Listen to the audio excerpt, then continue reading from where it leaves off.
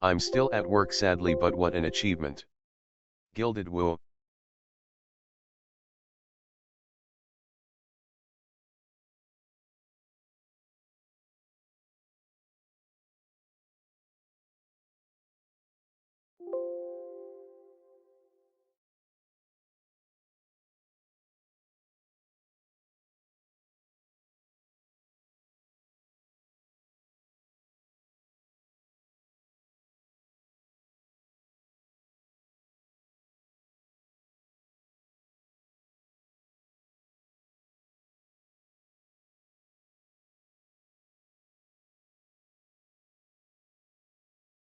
Howdy, I'm back.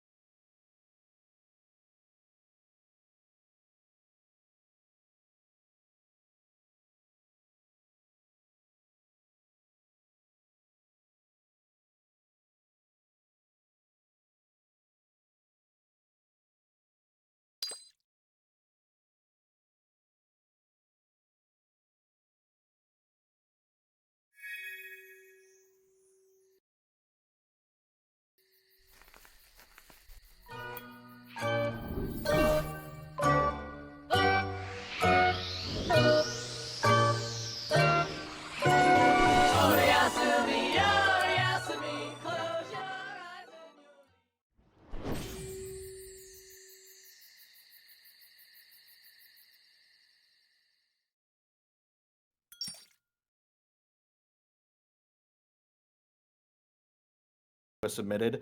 What story got you hooked on Gilded Guy's adventures, first of all? I think that's one of the big questions to ask because we all had our journey to come along into this community and, of course, be where we are right now. What made you get into Gilded Guy's stories and, of course, to where we are today? Who wants to I start? suppose. Okay, I was gonna say. I guess I could start off. For me personally, I pretty much joined the community. I would say shortly after number six, Gilded Guy vs. Oxob was made. I don't exactly remember how I came across the animation. I think I was just scrolling on some like some other stick figure fights that I recently started finding, and then Gilded Guy vs. Oxob came up. I watched it and I was like, oh my gosh, this looks so cool! And from there, just kind of, I just got hooked on with Gilded Guy's stories from here.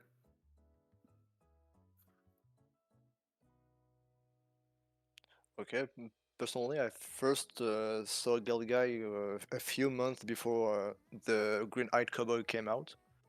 The first time I saw Gilded Guy was more when I was watching some stick figure animation from the Jade stick figure. I saw the Jade versus Gilded Guy she made, and then I saw the Gilded Guy versus Jade made by Gilded Guy, and so I watched the rest of his series. For me, it was I got randomly recommended on YouTube Story 7 shortly after it premiered. And so I watched that and I was like, "Oh wow, this is really well made." And then I decided to go back through and start watching the catalog. I think the next story I ended up watching was Story 6. And I think it was with Gilded Guy versus Oxob that I realized, wait, like there's great animation going on here, but there's also like a deeper like subtext and themes going on that I really, really appreciate, and everything just coming together with the music and the animation and just the thematic elements. It really got me. And then I got hooked from there.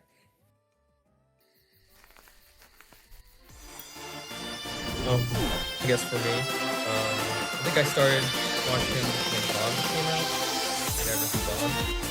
And I mean, the animation is like obviously what like really kind of caught my eye, but I think what made Gilded Guy kind of like really different from the rest is just it felt very like the way he kind of told the story, and the themes felt very like personal, I guess.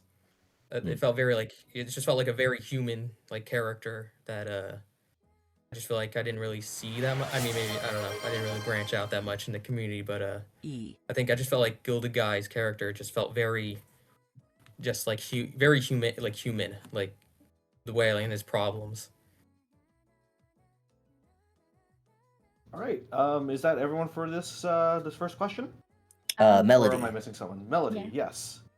At first, I discovered Gilded Guy through the video for Gilded Nuts. I enjoyed this animation style so much that I wanted to take a closer look at this other project outward. But the story that inspired and motivated me the most is the story Zero. The animation, the music, the color, everything is gorgeous.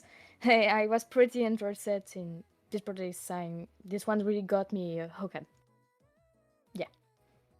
All right. That's awesome. And since we also have our 3 people who couldn't make it, I will be playing their messages right now. First up, we're going to be playing the message from Sigmation. So here we go. What first got me hooked was Gilded Guy versus Jade. I still try and mimic the walk cycle where Gilded Guy left his sword at weapon check. Short and quick, the walk animation from Story 2. And we got Uri. Here's their question. I was actually just starting to get into animation when my friend sent me a bunch of cool little animations to give me inspiration, and the one that really stood out was Gilded Guy versus Bog. And from then I just watched all of his videos and just kept up with him. It was right before story number 7, and I was just really infatuated with all his animations. They were so cool, so inspiring. And last but not least, we got Marshmallow's response. The one that actually like made me like start watching the series like more and more was Gilded Guy versus Bog, and specifically the part where, spoilers, he reforms in his own mind. You guys should know what I'm talking about. All right. I see Banana is trying to come in right now. Banana, you are more than free to join in right now. I should have sent you a request, and you could go ahead and answer that first question as well.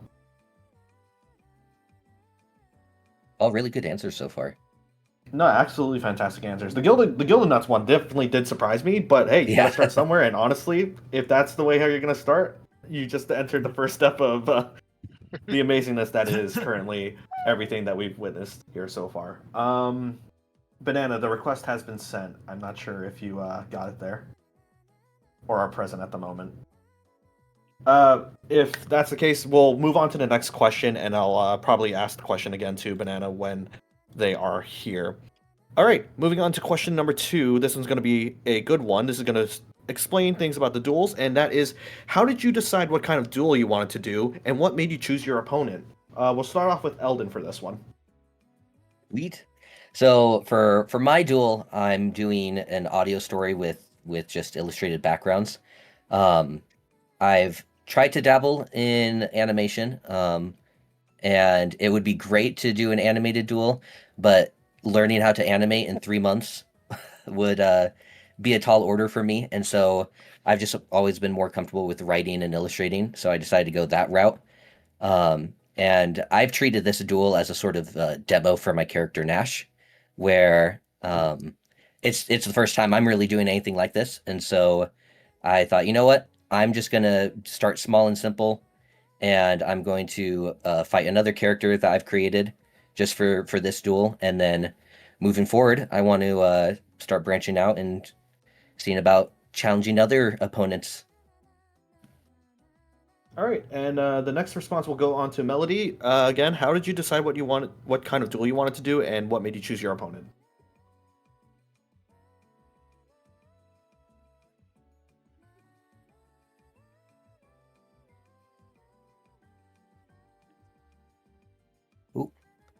Melody? Can you repeat, please? Sorry. Sorry, let me go a little bit slower. I do apologize. I do speak quite Yeah, fast. sorry. How did you decide what kind of duel you wanted to do, and what made you choose your opponent? To be honest, I haven't really decided. First of all, the plan I've put together for this phase is actually my plan B. At first, I wanted to work on an animation project, but if I had a feeling it wouldn't finish in time, so I cannot with my plan B just in case. And I decided for this project, I give a more context. In French, I haven't collected 20 hours BD, or so have 20 hours to create a comic strip with steps, the theme, and specific contract.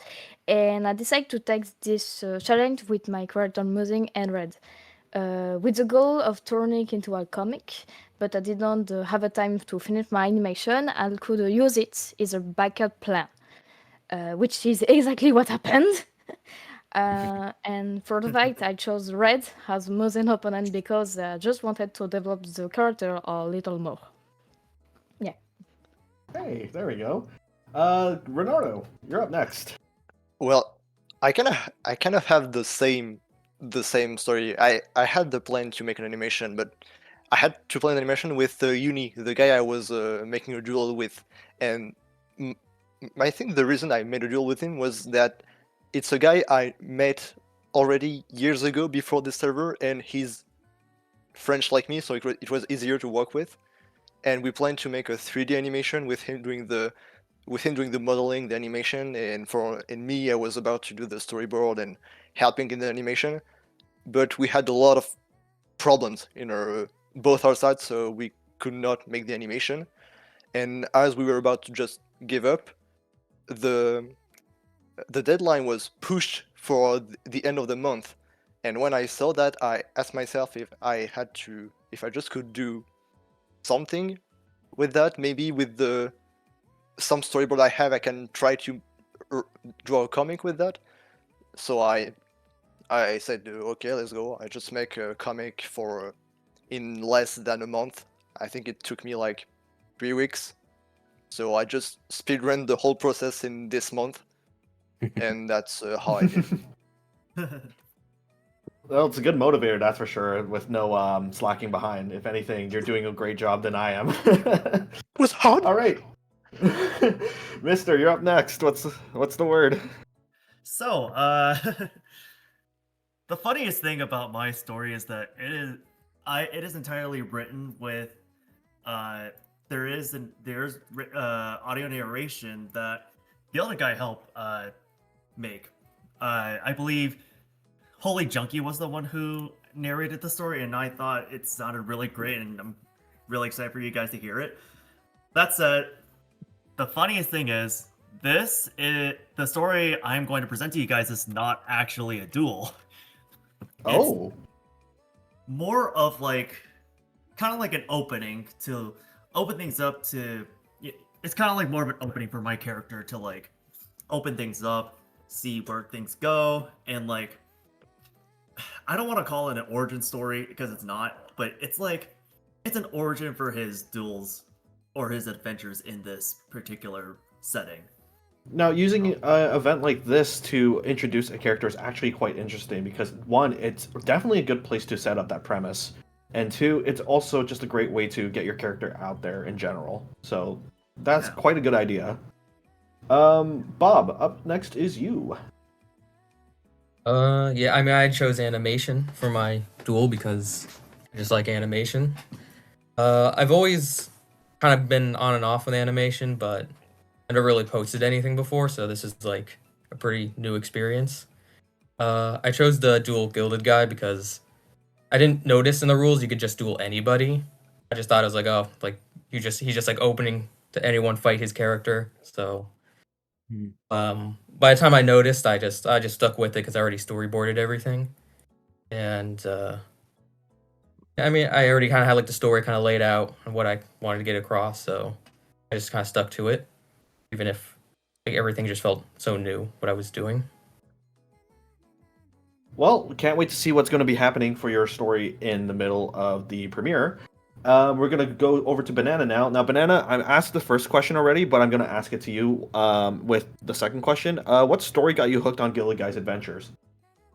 Oh, hello. I have to use my computer, so I don't know how good the mic quality is, so I apologize in advance. Quite clean, actually.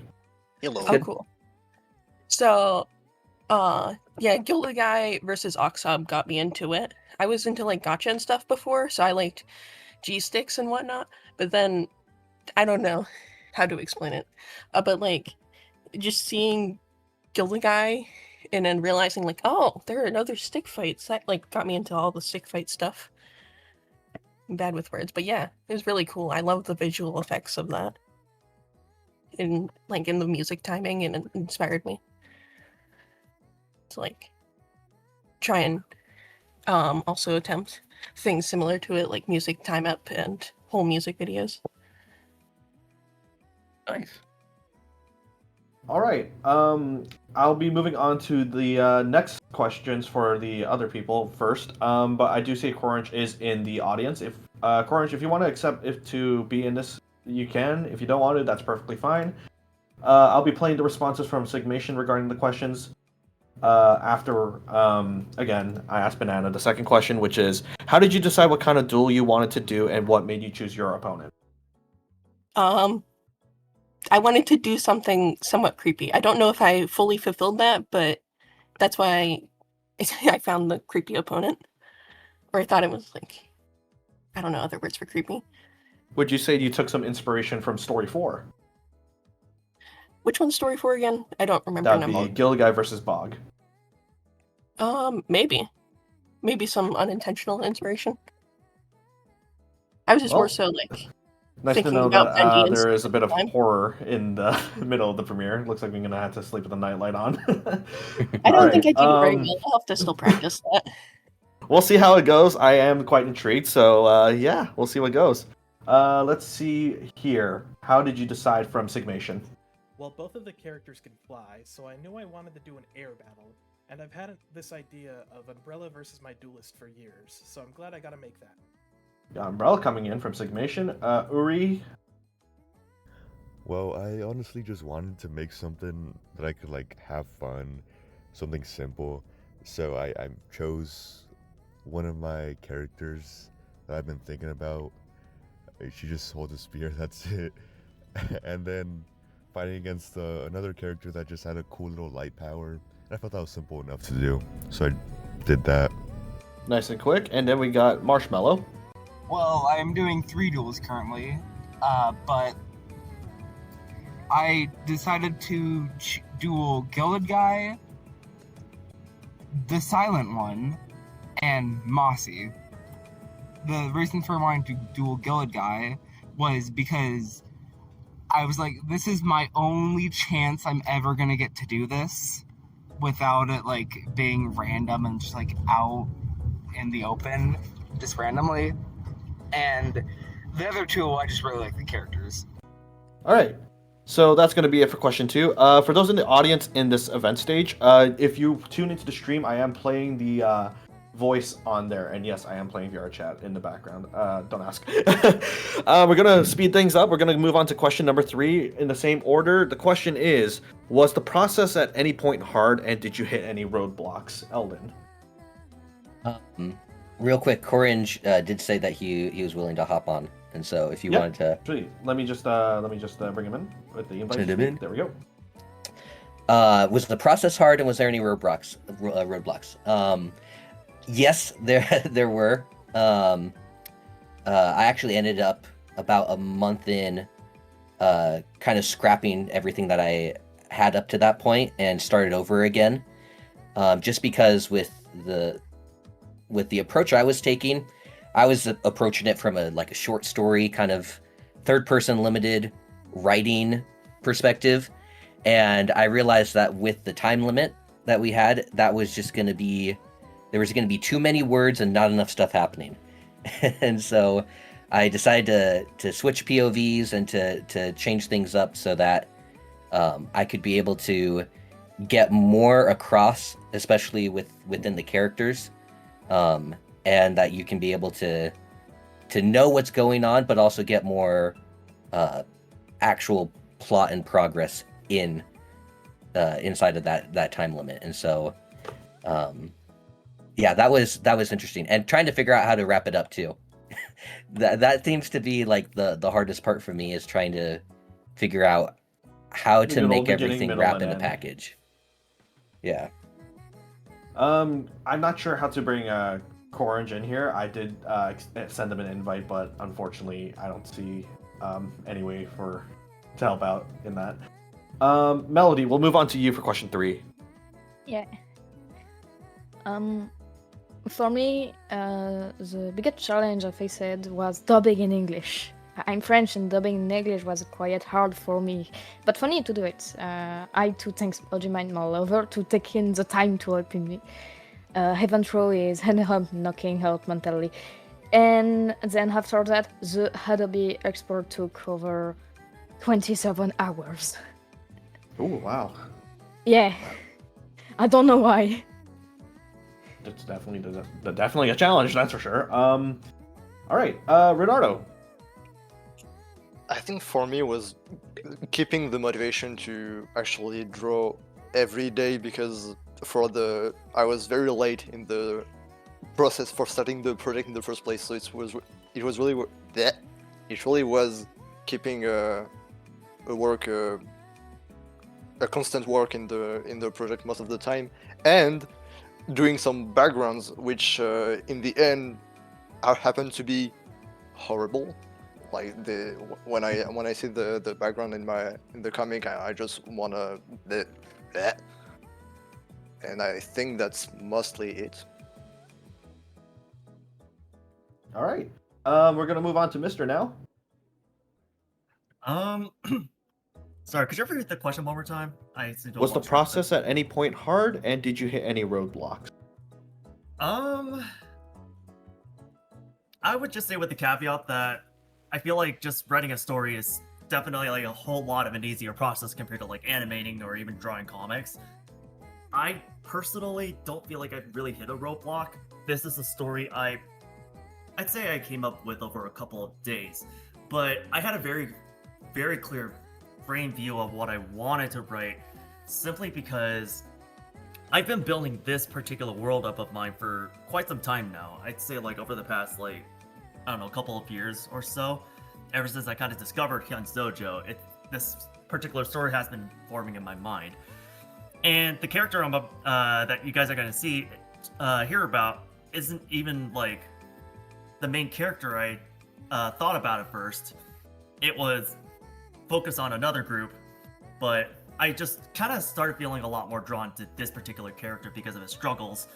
And so I think just combining the fact that I had this really clear frame of what I wanted from him combined with this event, just this image popped in my head. What is he going to do? What does he want to do? And then from there, it was, I would say, at least on my end, it was fairly easy, like fairly smooth sailing. All right, and to Bob. I think the process for the animation was actually, for the most part, pretty smooth. I think it was mainly the backgrounds and adding all the color to my animation, because it was really hard because I never worked with like or used color theory before or worked with backgrounds. So I feel like as I was like kind of making it and drawing it out, it just felt like it looked off. I was really like frustrated with it. It was kind of like annoying me. But then I felt like because I was getting more and more like frustrated with it, I realized like that kind of ruins the point of doing this anime. Just have fun. So I just kind of like, I don't really care how like I care, but like I don't care exactly how the final product completely turns out, as long as I felt like I made a full animation. I've never done that before, so I felt very accomplished with it. And so I'm just glad I was able to actually do it. And I feel like with that mindset, I was able to just kind of probably do my best that I've like at best work I've ever had. So I'm very just like glad I was able to actually like finish it on time and get everything done. All right, sweet. Banana, you're up next. I think the beginning was easy because I had time to do it, but once like a bunch of events started and I got pulled in too many directions, that's where I guess the roadblock essentially occurred, and I couldn't really get into the line art or the colors as much as I wanted to. All right. Corange. So you were not here for the first two questions. I am going to skip over them because we are running out of time. So soon we're going to be doing lightning fast questions, and I'll be picking people. But for your question, was the process at any point hard, and did you hit any roadblocks? I would say at the beginning, like I was struggling to find an actual story for the fight. But I guess the hardest part throughout was probably the choreography. Definitely. I could definitely see that being one of the hardest things to do. As someone who doesn't animate, it's been one of my biggest fears to do the flow and the choreography of things. But honestly, completely understandable with that. All right, I'm going to quickly play over Uriar's response as well as Marshmallow and Sigmation, and then we'll do the quick selections for all those things. So first off, we're going to do a Sigmation. There was a couple times the project got hard, but the most difficult thing was working with my program Clip Studio. The program likes to lag if you have too many animation layers, and so what I do is I condense it down to one animation layer, but then that prevents me from going back and editing the individual parts in that layer. Like, say you have a fighter in the foreground, you have a fighter in the background, I condense them so they're on the same animation layer, meaning I can no longer mess with the depth of the two. And then for Uriar. Coming up with the flow and the ideas for how the duel is gonna go is still something I'm pretty new at, so that's pretty hard in and of itself. But even more so is finding out how you want to end it. I had ideas I still wanted to do, but I didn't know how to put them into the animation itself, and I feel like I was running out of time. I don't have a lot of time to do this because of school, work, and all that jazz. So that was something I think was really hard to deal with when making this animation. And last but not least, for Marshmallow. I got very bad wrist strain that made me luckily it was in my non-dominant hand, but it was the hand that I used to do Control Z in, which was the undo key, so that made me suffer. So I had to put down my pen and move it back, forth, but yeah. Alright, and now we're going to move on with our lightning round. So we're going to be doing a bunch of questions. I'll be picking out random people for this, and we'll give a collective answer as a whole. So these are for our final 3 questions. For question number 4, it is, did the final results meet your expectations to when you first had the idea? We're going to go past this question on to Corange. Yeah, kinda. I mean, I didn't have a story. All right. So I was just going along with it as I went. So I guess. What about you, Eldon? In a way, I do wish I could be able to do more, but I just with the time that we had, this is where we're at, and so I'm happy with it. All right. And we'll do one more response. We'll get one from Faded, because Faded just joined in. Welcome in, Faded. Hey. Oh, sorry, I'm a little hoarse. No worries. So, did the final results meet your expectation to when you first had the idea? Oh, for the audition? Yes. Actually, I had to shorten it a bit, and cut out some things, so not exactly, but I am satisfied with the results. All right, sweet. I'll play one audio message from one of our people who couldn't be here, and I'll get it from Stigmation, and we'll move on to the next question. There was a couple times the project got hard, but the most difficult thing was working with my program Clip Studio. The program likes to lag if you have too many animation layers. Wait, and so I just played that one. That's the same one. I've had about 10 years to fertilize this idea in my head, so unfortunately, no, it did not meet my expectations, and it really never was going to. But I'm proud of what I ended up with. I do apologize because some of the audio messages from everyone is also in reverse, so I had to make sure I'm clicking the right one and reading, and also following that time schedule. Okay, so we're moving on to our 5th question. Our 5th question is, what pointers can you give out to the people who are still working on their duels? We'll go and pass this question on to Mr. My personal advice would be just have a clear framework. I'd say having a clear framework of what you want your character to do and want to do is going to go a very long way in helping you stay motivated, helping you have this vision of what you want. And yeah, that would be my advice to you guys. All right, and for Banana? My advice would probably be don't get hung up on the little things, especially for a time crunch. Just keep on moving if you want to make something in a short amount of time. And don't focus on all the little details. All right, and I think the last person to respond to this would be Bob. Yeah. For anyone actually like doing the duel for your duel, I would just recommend just have fun. I feel like the best work for my animation were just where I stopped caring like, well, what if other people see this, what are they gonna think? Like, my best work was just like, I think this would be a fun idea. I want to get it down. Just, I think this is a cool thing. Just have fun with it. If you're not having fun, then it just kind of ruins the point of even doing a duel to begin with. So I think you should just, don't focus on little details. Just have fun with it. It is one of those quick duels, so yes, details are cool and great, but the thing is, it's not what's going to tell the story, it's what you write and what you perform to tell that story, so agreed, absolutely. All right, and we're going to finish this second last question off with arrears. The final version isn't exactly what I had imagined when I began working on it, since there are a few things missing, a few things I wanted to add, but because I had fun, I still like how it turned out. I still something new and exciting that I did that I really enjoyed.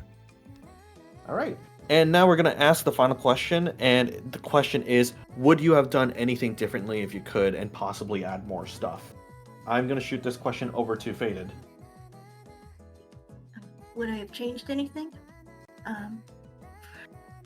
For my duel, yeah, I would have added more detail, probably made it a bit longer. I have a habit of doing that, but still, I was satisfied with the end result. But yeah, normally I would have probably added more. All right, and the next one is going to go to Corange again, because Corange and Faded were joining in late. So Corange. Probably would have fixed shading a little bit, because in my duel you can see like it goes in and out of when it needs to be shaded. Like at some points it looks off budget, and some I don't know how to explain it. Like if you've seen my duel, you know what I'm talking about. All right. And last but not least, we're going to go to Eldon and then the final audio message, and then we'll be wrapping up the pre-show and heading into the main show. Eldon? Yeah, I actually ended up having some stuff I ended up cutting for time's sake. I wrote a lot more than could actually fit into the time limit. And so I do wish that I added some more lighter elements, just because the story ends up coming across as fairly heavy. And so having the lighter moments to kind of balance it out would have been nice. But that's just something to look forward to in future duels, is just learning from what you do here and improving on the next one. All right, and we're now going to play our last recorded message from Marshmallow for wrapping up. Well, I would definitely have worked a lot more on the intro, like a lot more, but I ran out of time again. So, yeah. That's all I have to say. Thank you, Gilded Guy, for hosting this, and bye! Little Holly Heart message there. Bye. All right, so that will conclude this pre-show. Before we move on to the final show, Gilded Guy is in the stage as a speaker. Do you want to say anything to all the people who have submitted, as well as to the people who haven't submitted anything quite yet? Yep. Loud and clear.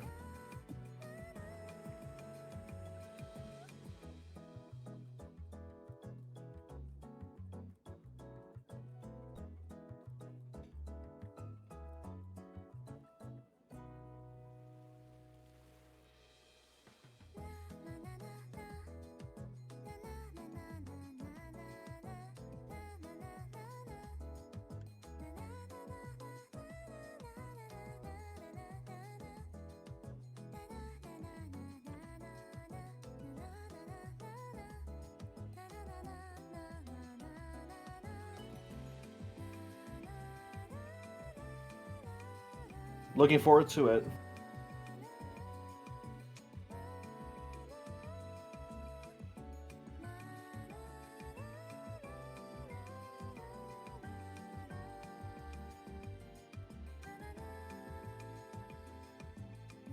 thank Amen you. to that.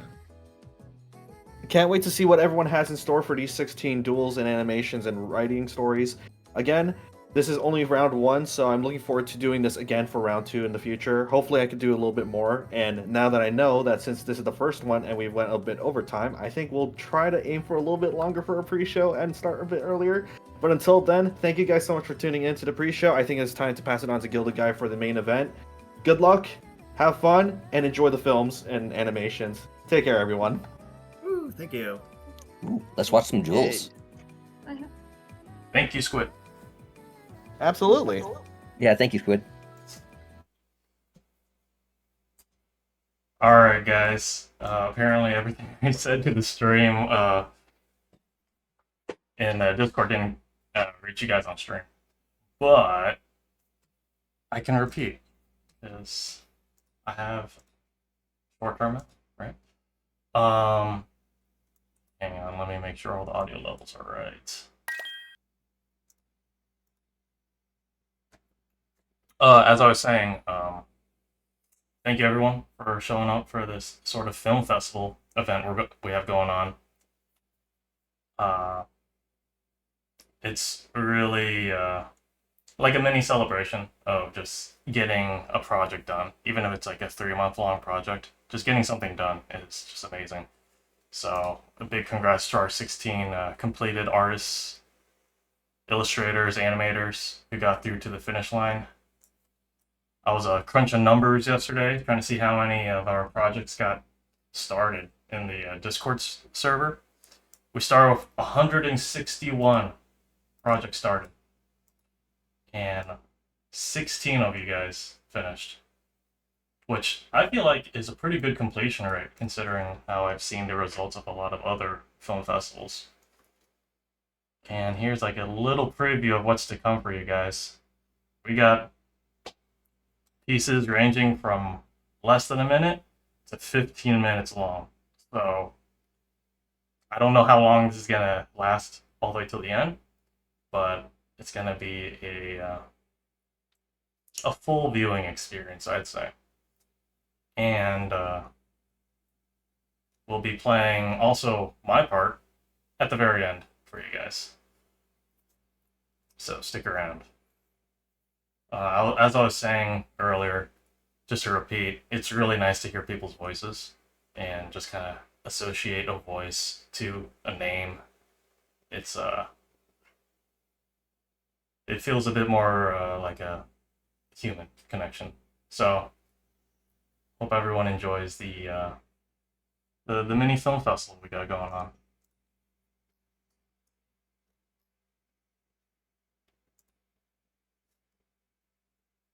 And again, thank you, Squid and Eldon, for kind of hosting that Q&A.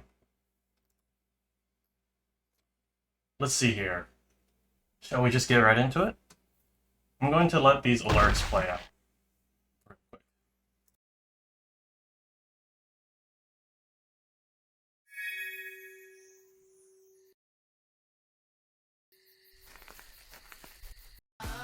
You're a real life fantasy, you're a real life fantasy.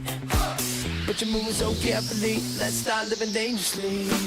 Talk to me, baby.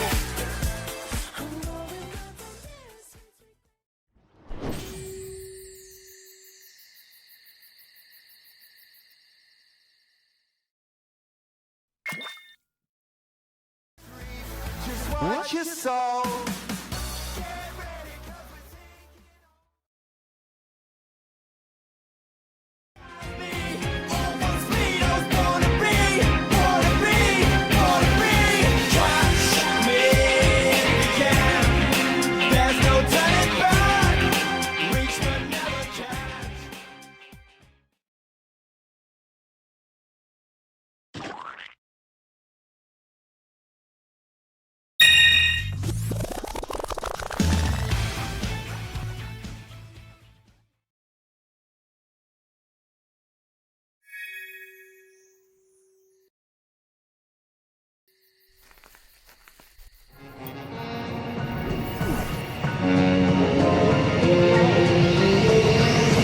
Why's everybody always picking on me? Gilded spin, gilded spin, gilded spin, gilded spin.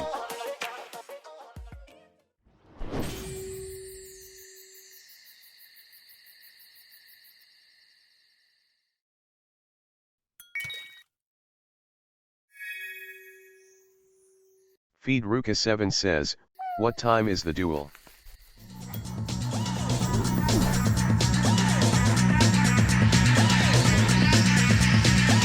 Bang bang.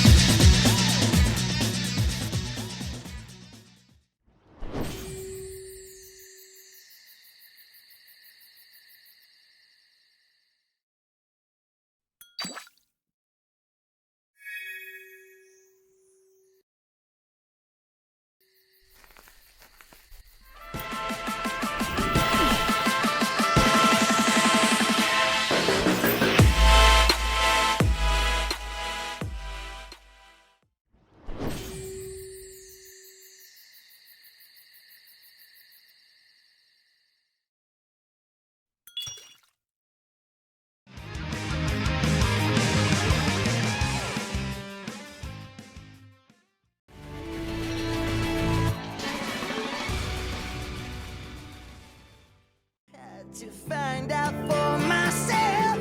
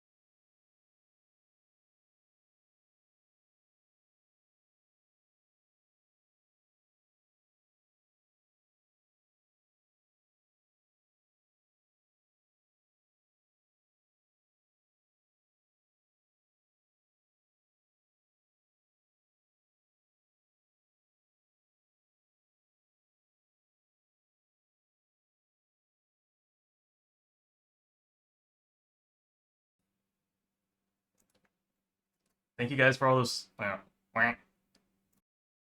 no. Hello. Thanks for all the subs, guys. Oh, they heard the dog sound. What? Okay. Hello. Yeah. Sorry, he picked that up Rebonic is for here. me. Don't bring attention to it, please. Wait, what are they saying? The mic scuffed? Oh, you might have hit the mic. Oh really? Wait, what happened to the mic? Wait, what's wrong with the mic?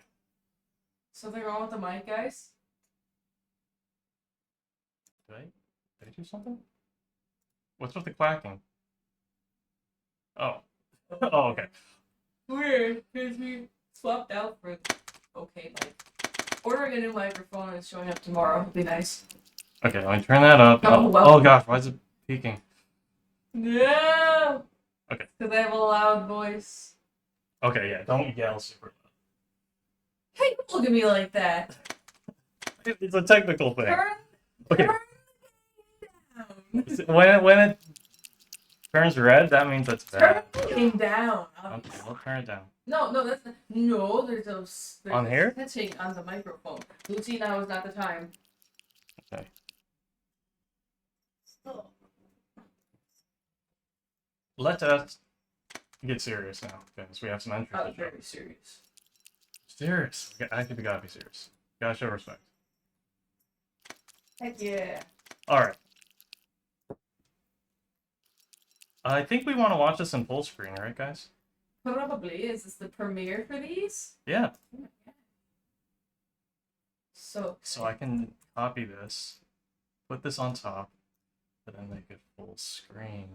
Oh, Lucy's here too. Okay. It's not about the cat. What? I'm just saying, everybody's here to see the premiere. Well, at least he's so cute though. Okay. Here we go.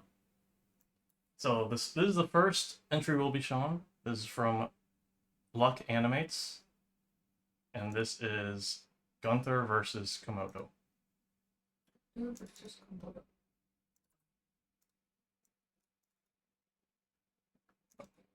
Do not want to repeat.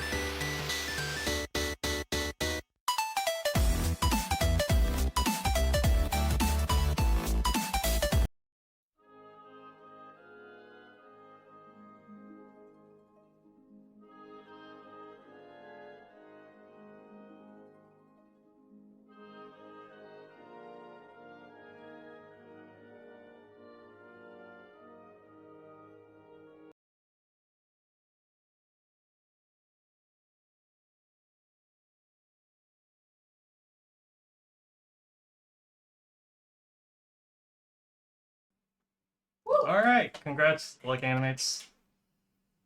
First animation Yeah, I'm glad of the premiere. glad it took place at the Gilded Castle. Yeah. And we have another entry that takes place at the Gilded Castle. And also, we added their item to the Gala, which I should probably show you guys how to access the event-specific items in the game. So if you guys go log into the Gala, we've actually added some of our entrants as items. Oh, look at everyone.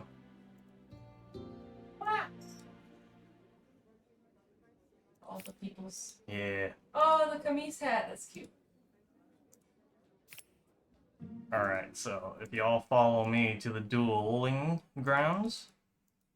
Hey, Boro. Boro?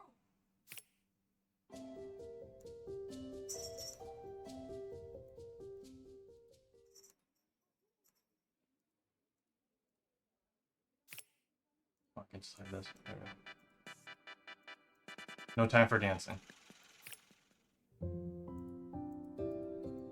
Backside accessories? Yeah, there are plans for that.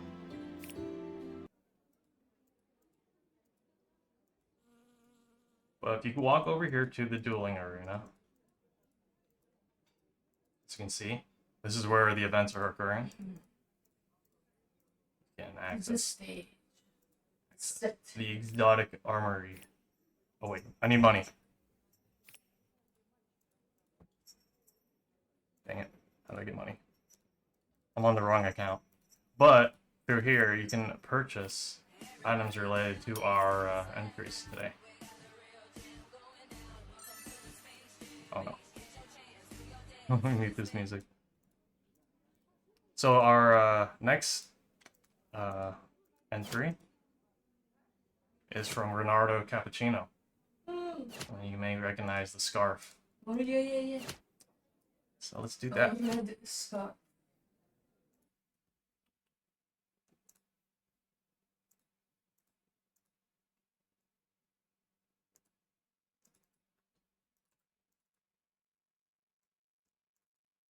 Please enjoy.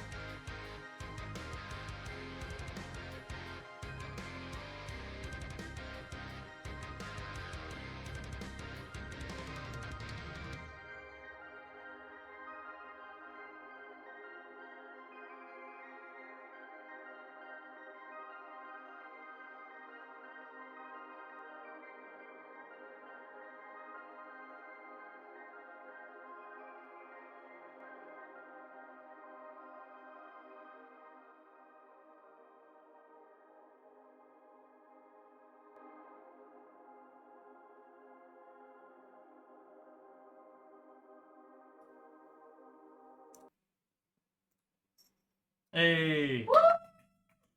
Great job, Bernardo. Another great duel. That was a whole, what, 4 minutes? 4.5 minutes?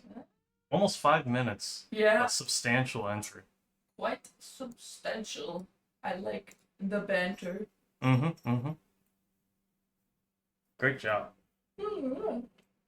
Okay, next up. We have an entry from Yuri. U-R-Y. U-R-Y. Uri. It says Gaz versus Lena. This one has sound.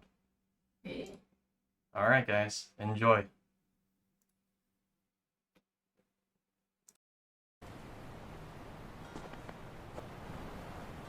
Wow, a castle. Oh? Oh, they're doing duels. I wanna join. Like, wanna be so fun. Hey! Are you a duelist? Oh, cool. Need help with the door? Not very talkative. That's alright. Now, how do I join?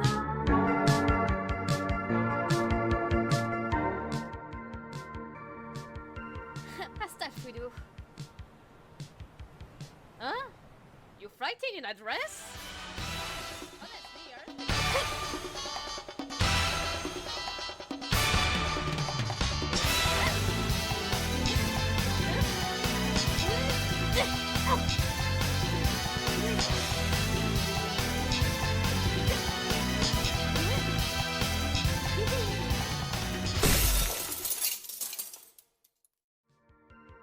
That's it. See you next time.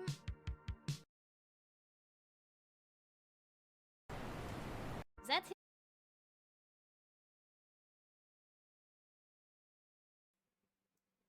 Yeah! Woo!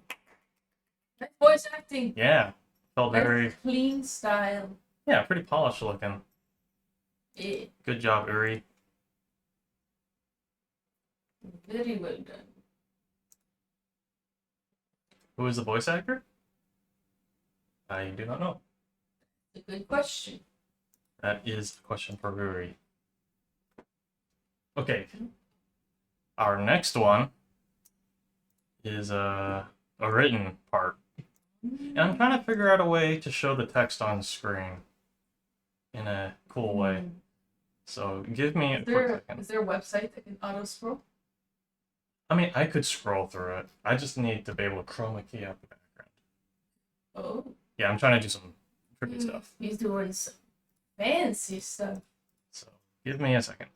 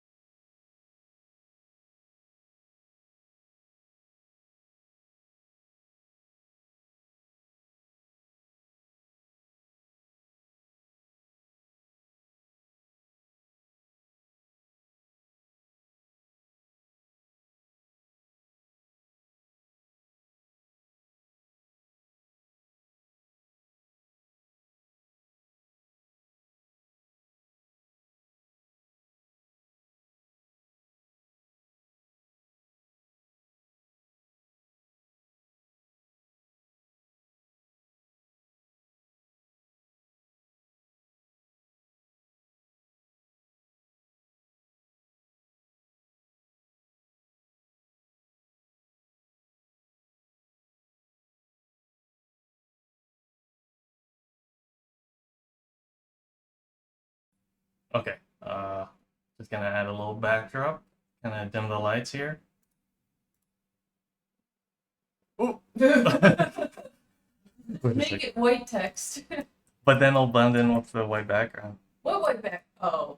So let's try yellow. There we go. Ah. Ah. Oh man, it's like I'm watching Star Wars.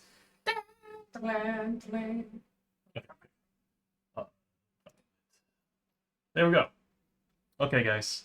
This is from Mr. And it is titled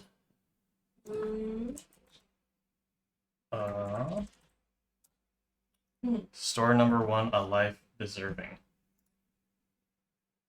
And A the life crowd deserving. goes wild. Oxab wins. The TV blares. Amelius leaps from his folding chair and whoops loudly as his favorite fighter wins, earning a bemused glare from Leia. Geez, Amy, you don't need to shout like that, she groans. Sorry. Amelius chuckles, sitting back down on his chair. I can't help it. So you say, Leia murmurs, just loudly enough for Amelius to hear her. He shakes his head and rolls his eyes in amusement. The two sit in silence as the TV presents an advertisement for elemental swords. The all-new electric sword, forged by the legendary craftsman Doran himself, featuring a handle that allows you to have a firmer grip. This sword... The announcer drawls on. Amelius frowns, imagining himself having a sword. He whips around to Leia. Hey, sis? Amelius ponders. Could you imagine me as a fighter? Leia stares back at him, a sad look on her face. Her voice cracks as she responds. It's really tough for someone like you. I know. Amelia sighs. But, I mean, imagine me with robotic arms or something. As if we could afford it, Leia laments. Imagine just how much that would cost. Amelia says nothing as he looks back at the TV, now featuring an upcoming hotshot fighter.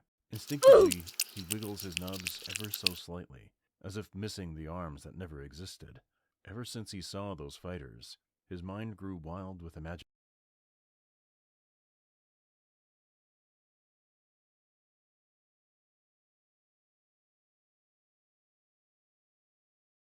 And the crowd He feels his eyes watering at the prospect of an unreachable dream. I just... a sword. He whips around to face Leia. Hey, sis? Amelius ponders. Could you imagine me as a fighter? Leia stares back at him, a sad look on her face. Her voice cracks as she responds. It's really tough for someone like you. I know. Amelia sighs. But, I mean, imagine me with robotic arms or something. As if we could afford it, Leia laments. Imagine just how much that would cost. Amelia says nothing as he looks back at the TV, now featuring an upcoming hotshot fighter. Instinctively, he wiggles his nubs ever so slightly, as if missing the arms that never existed. Ever since he saw those fighters, his mind grew wild with imagination. Himself, fighting one of these gladiators, experiencing the thrill of battle, feeling the whoosh of air as he flies across the battlefield to land a heavy blow on his opponent, lifting up a trophy as he hears the cheers of the crowd chanting his name. If only he had arms. He feels his eyes watering at the prospect of an unreachable dream. I just want to be seen, he whispers, his voice breaking, tears streaming down his face. Leia hangs her head, her own tears welling up in her eyes. She leans over to give a hug to her little brother. She has nothing to say. Amelius breathes in deeply, appreciating the fresh grassy air and the gentle breeze. He surveys the plains, seeing if there are any threats. Finding none, he lifts his left leg up and begins strolling down the flat landscape. What a beautiful place. Amelius sighs to himself, genuinely appreciating the open air he was given to breathe. Bezold's offer was welcoming, especially as this was his window to fight in tournaments, a dream he had always wanted to live out. But where shall we go, now that I'm here? As Amelius daydreams, he is taken back to the moment of his last fight. A flurry of fire blazed through his eyes while his boot landed on the temple of her neck. As Freeze crumpled before his eyes, he could not help but feel like, though he won against her, he lost that battle. He could not lift this feeling of guilt. She was not even a target. Steel your heart. A serene and dark voice whispers to him. They are battle-ready, just as you are. Emilius closes his eyes and reflects on what Beazle advised him. They are your opponents, neither friend nor enemy, he said. As he heard this phrase, his sister's face came back to his memories. Emilius, she croaked, tears streaming down her face as she stared at her brother's squeezed face. It was 10 years since he had started training with his master, Park. Emilius, I am so proud of how far you've gotten, she let out before bursting into tears. Emilius gave her a hearty embrace back. You always believed in me, Leia, he replied, fighting back tears himself. You never let me down. Oh, Amy, she sobs. How could I? After that eagerness I saw inside you, how could I squash it away? Sis, he could only let out before he also began breaking down. They sobbed together, tears of joy and happiness and of a pain that was finally released and fully realized. A pain that blossomed into something greater. Leia was the first to wipe her tears away, to take a good look at Emilius. She took a deep breath. Listen, Amy, Leia coughed. No matter how far you go, no matter how many fights you lose, I will always be proud of you, okay? Emilius looked back up at her before smearing his tears on his arm and nodded. But please remember, his sister's voice faded away as Emilius voiced over her memorable words. My sister once told me that my heart must remain open to the pain of others. Emilius replied back to Beazle. Stealing your heart does not mean you must close it, was Beazle's reply. They are not mutually exclusive. As Emilius closes the gap to his destination, he cannot help but wonder the future battles he must endure. He feels rather outed, the only normal duelist among a demon, a mutant, a cowgirl, a bard, and a master of electricity, especially one without arms. How did Beazle even consider him a worthy contestant? There is a tournament coming soon, Beazle stated as he handed the poster to each member. It will take place in the new castle that was recently constructed.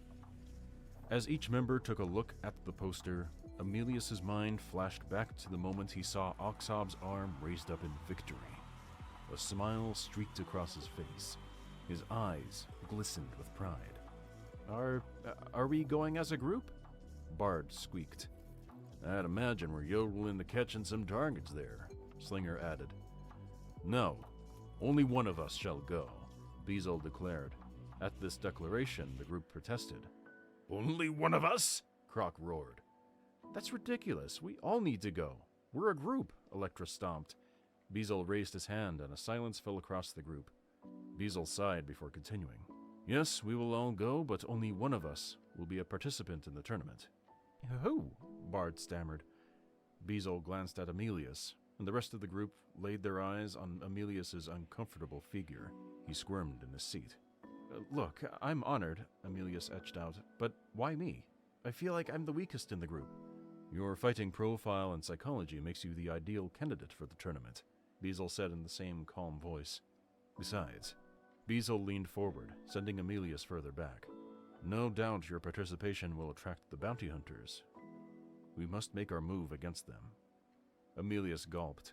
The bounty hunters were meant to be more ruthless than they were, and they had a speedster. That always meant trouble. What are we going to do with them? Emilius asked quizzically. Well, a good competition never hurts, Beazle smirked. Emilius paid attention to the view in front of him, the castle that was advertised in the poster. Man, this castle's bigger than I thought, he ruminated. A solidly gray brick castle adorned with wood and gold. It easily dwarfed the mountains standing behind it. The castle walls, though unguarded, seemed intimidating enough to deter any evildoer from entering the castle. Standing atop the middle tower was a giant telescope, pointing a particular way. Emilius wondered if the owner was into astrology. He let out a sigh. Just participate, he mutters to himself. There is no need to win, Emilius, Beazle said in a comforting voice. Your presence is enough to show this world. One day, Emilius replied, standing up proud and tall, I want to show this world what a winner looks like. Beazle gave a smile, a genuine one. Emilius was taken aback for a moment before letting out a guffaw. You smiled, Emilius howled. Speak none of this to anyone else, Beazle mumbled, though Emilius notes that he was still smiling. Looking up at the castle, Emilius muttered to himself, just show them who you are, before walking in. Perhaps his first opponent would give him the duel of a lifetime.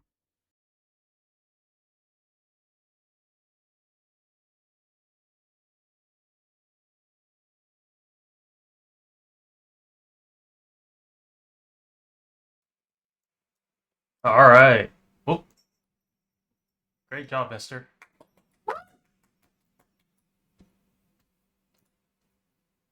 Sorry about the peeking.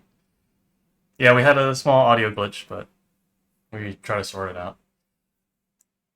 That was a really nicely performed narration by Holy Junkie as well. Cool setup. Yeah. Hear anything. Alright.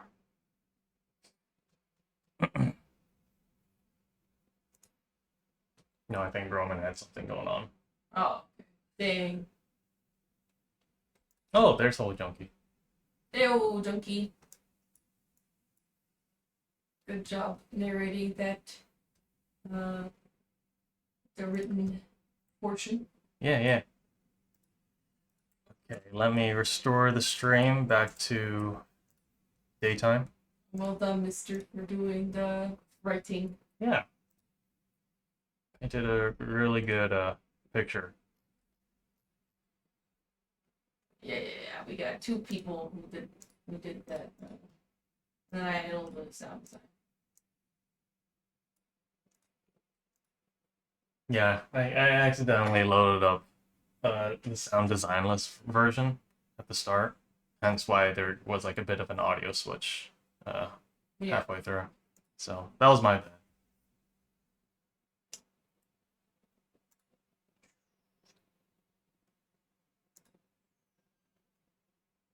Bring this guy. Yeah. Oh. Let's hide that. Close that.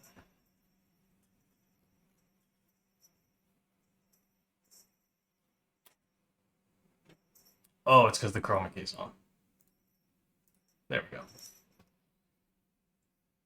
Lucy keeps wanting to play with her toys, so if you hear jingling in the background, that's her. We should just put the toys in the other room. Fight this thing, though.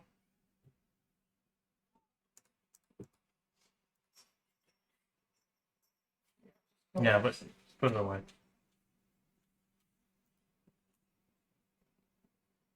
Okay, next up, we have an entry from Sigmation. Oh. This is an animation Uh-huh. titled Stick Dude vs. Umbrella.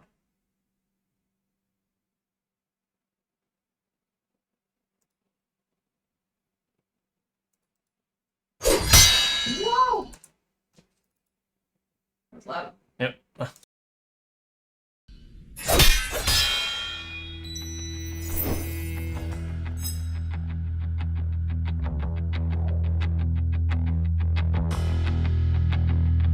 The dust in my eyes enough to tell me what to do. And the bullet you left in my thigh, well, I'm giving it back to you. It wasn't always that easy, no, it wasn't always that slow. I just thought you'd like to know this time, I just thought you'd like to know.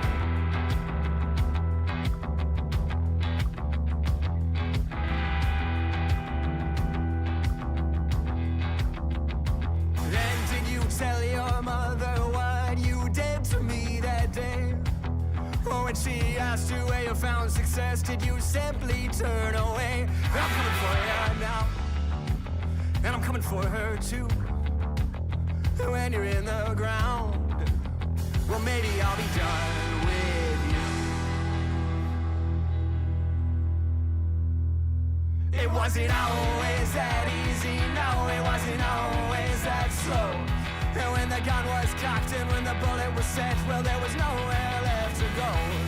It wasn't always that easy, no, it wasn't always that slow. I just thought you'd like to know this time, I just thought you'd like to know.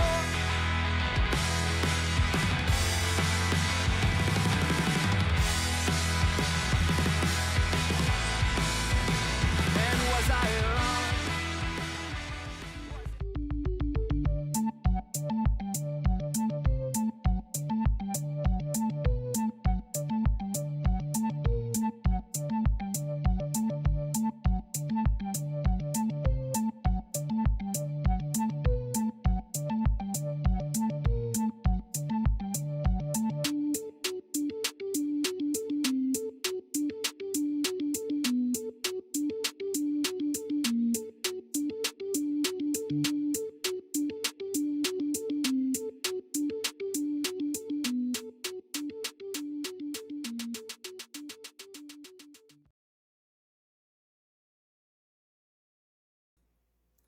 I like that ending. Great job, Signation. Very good job. Very action-packed.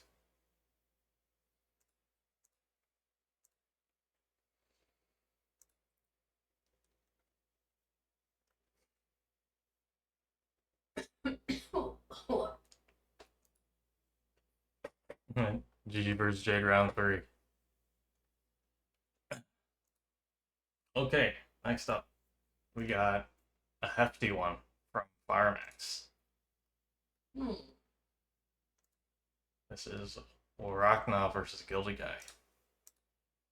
And this entry was so big that Firemax had to DM a link to me in Discord because the file size was too big for the submission form.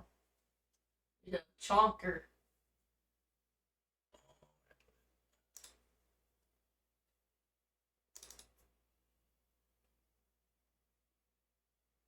Here it is. That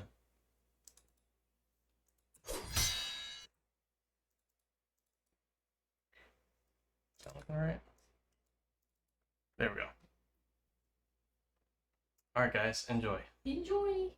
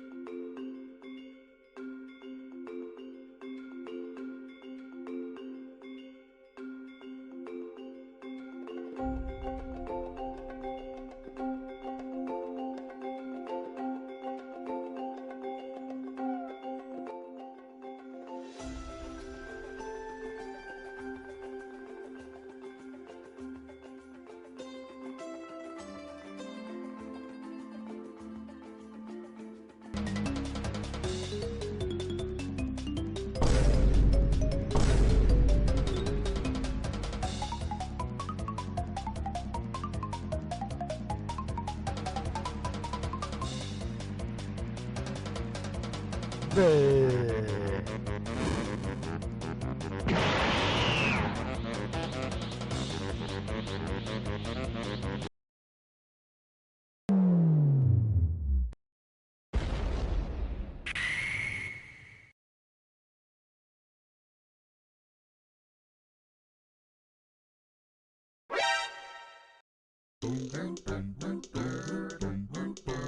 my god!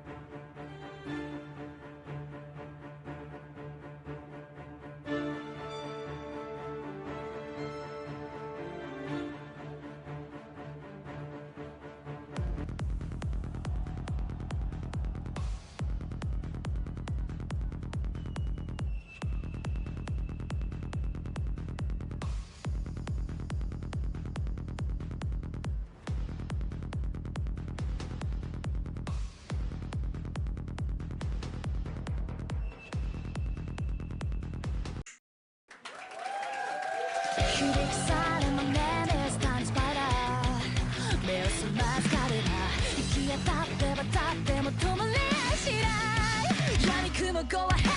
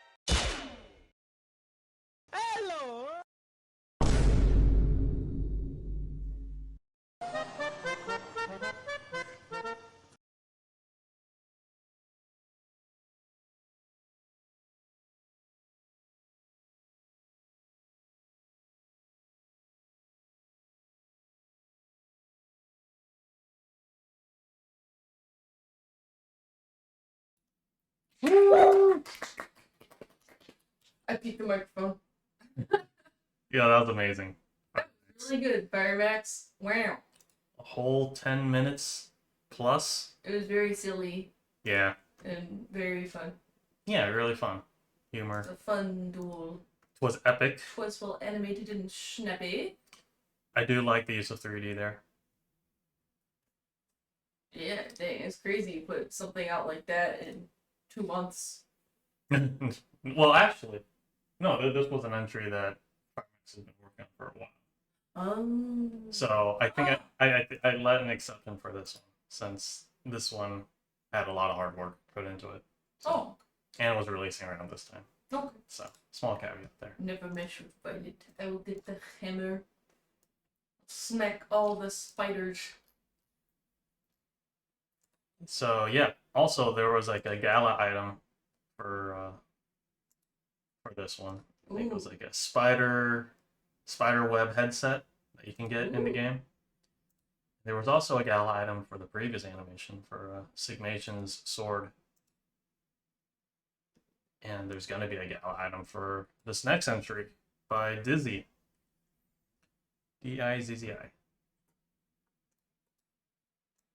So let's load that one up. This is gonna be Pixel versus Luco by Dizzy.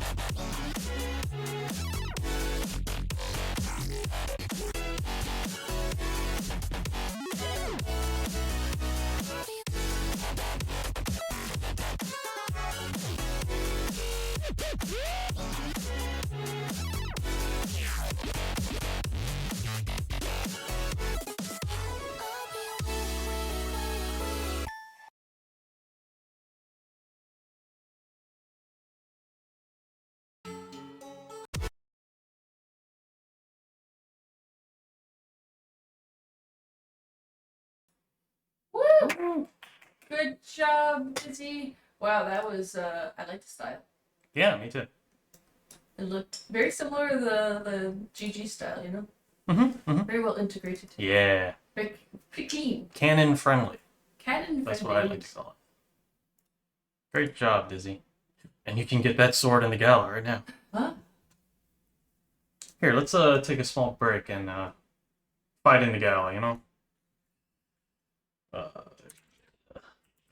Yeah, the combat squad, I like the first move, the putting the sword. Yeah. And it just like sends a fire attack that's shaped like I don't know, that was really cool. It was a good sync. Yeah, good sync. Yeah, we should take a breather for a sec. Talk about the previous entries, what we liked about them all. Gotta make some pizza dough. You gotta make that in advance. What, you gotta go? Is that what you're saying? Maybe. Let's see. How many animations about how many have Play 1, 2, 3, 4, 5, 6, 7. 7 out of 16. So we're like halfway through. Oh. Huh. Everyone's dancing. Dancing Aha, here's that sword. This is called Pixel's Electricity Sword, a blade made out of pure blue electricity. Mystery how you're even physically holding it right now. Feels sort of tingly. So all these item descriptions were submitted by the creators themselves. Oh, I missed that trade request. What else we got? We got Reginald's sword.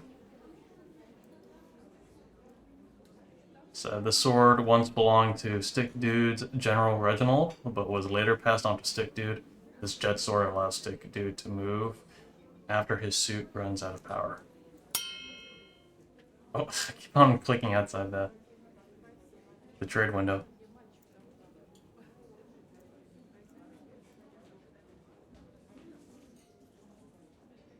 Yeah, the descriptions are from the creators themselves. Woo. Though I made these banners, the Camise banners and hat. Wait, why does that keep on disappearing? Oh, here we go. Bootleg Gilded Guy plush? No. No. Oh, what was it? Gilded guy? Uh, Yeah, it's Gilded guy. is it? Dildy guy? Gilded. It's like Gilded guy. It's like they almost spelled it right, except they replaced the G with a D. Hey, Dizzy. We just saw yours. Yeah. So, sorry you missed it live, but the VOD is running right now. So you can actually go into my Twitch profile, and just click the most recent video, and you can rewatch what we just saw. Yeah. It was good. It was great. Yeah. Great entry. Nice style. Cool moves. Who wants to fight in the arena? Let's do that. Let's go to the dueling grounds. I agree with Eldon. The starting sword attack was sick.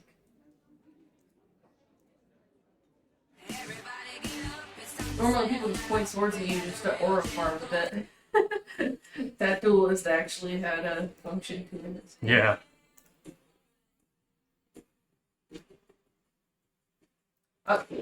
Wait, so are you saying I have time to maybe whip up some crust? I gotta mix it and then. If you want, go ahead. I'll still be watching, guys. I'll be watching from my phone, hopefully. Not Twitch.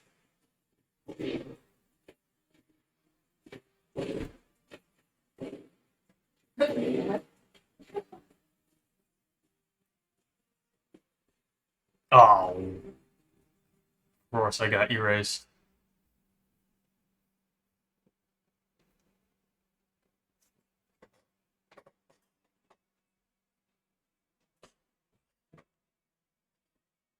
Well, I can hop into the next one.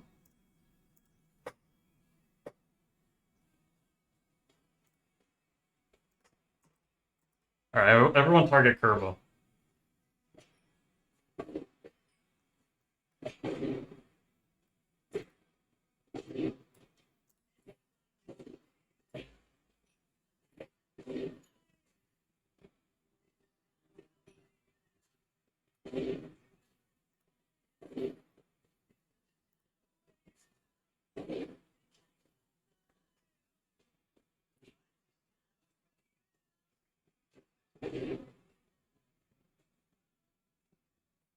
Okay, we'll do one more match and then continue on with the film festival.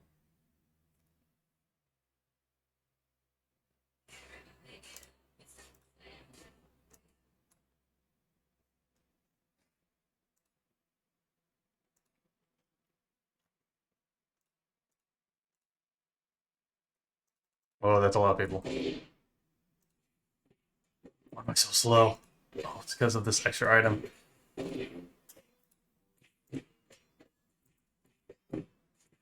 Oh, this isn't fair. I'm only level 6.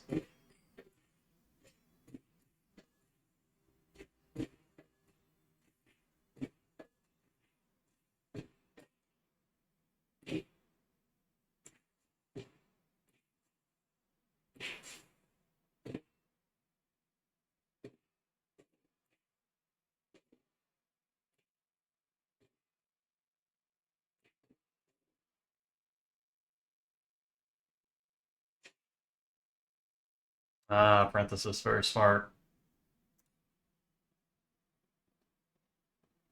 Oh, I'm glad you didn't miss anything from your premiere, Farmax. Okay, I'm gonna hop off. And let's continue with the entries. Okay, next up we have Marshmallow.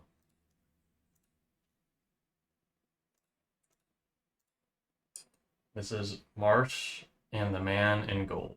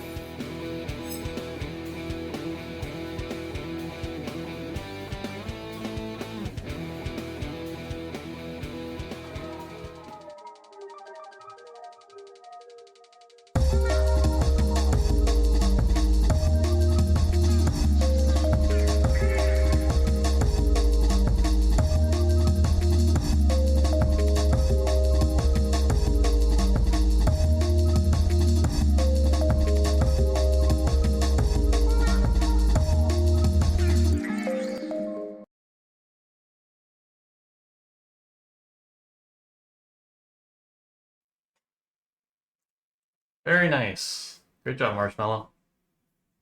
Complete fight.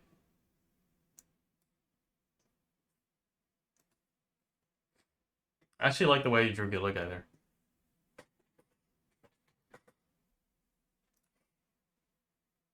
Very nice of you to have my character in the victory pose.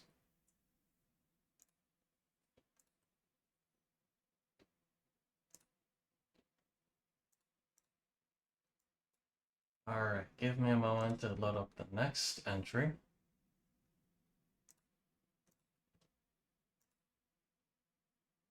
This one is by Sea Power 3.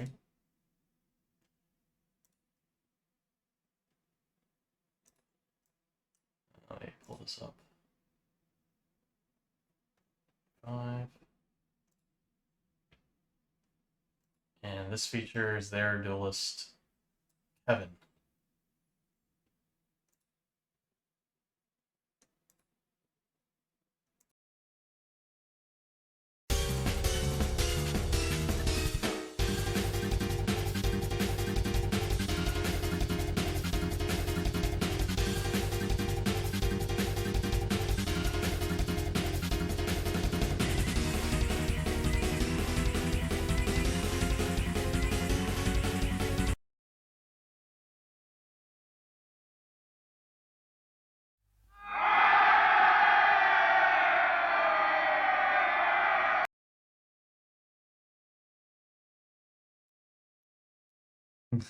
Kevin wins. Great job, Sea Power. Good fight. Good fight. It's kind of cool to see that little Upia cameo at the end there.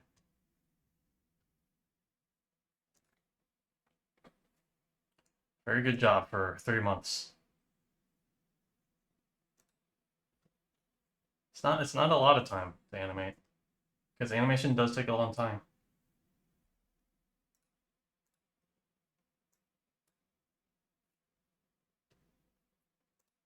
Okay, our next one is another written entry.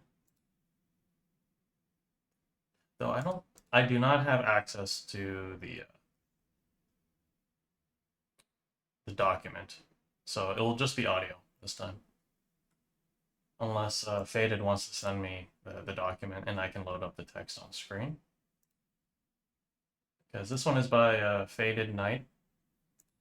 Is that something you want me to show on screen? Is the words? If you're in stream, maybe you can send me a quick link to your Google Doc.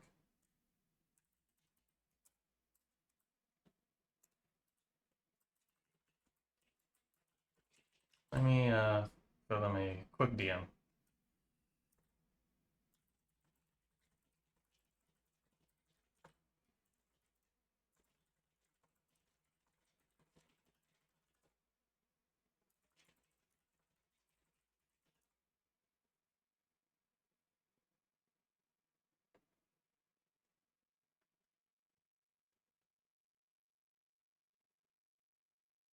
Oh, yep, they're gonna send me the text. So just hang tight, everyone.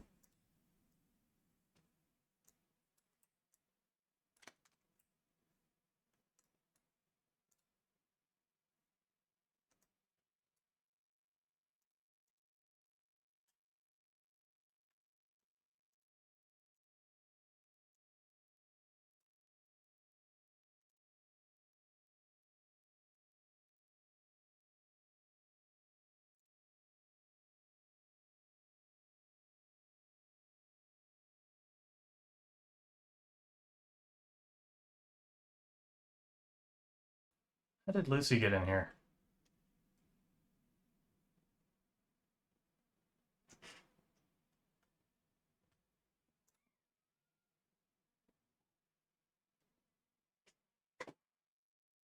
Get out of here, cat.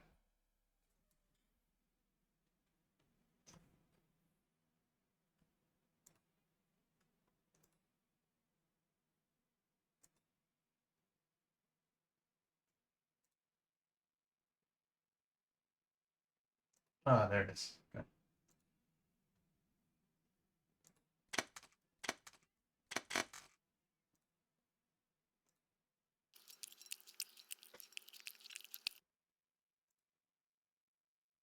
Okay. Give me a sec while I set this up.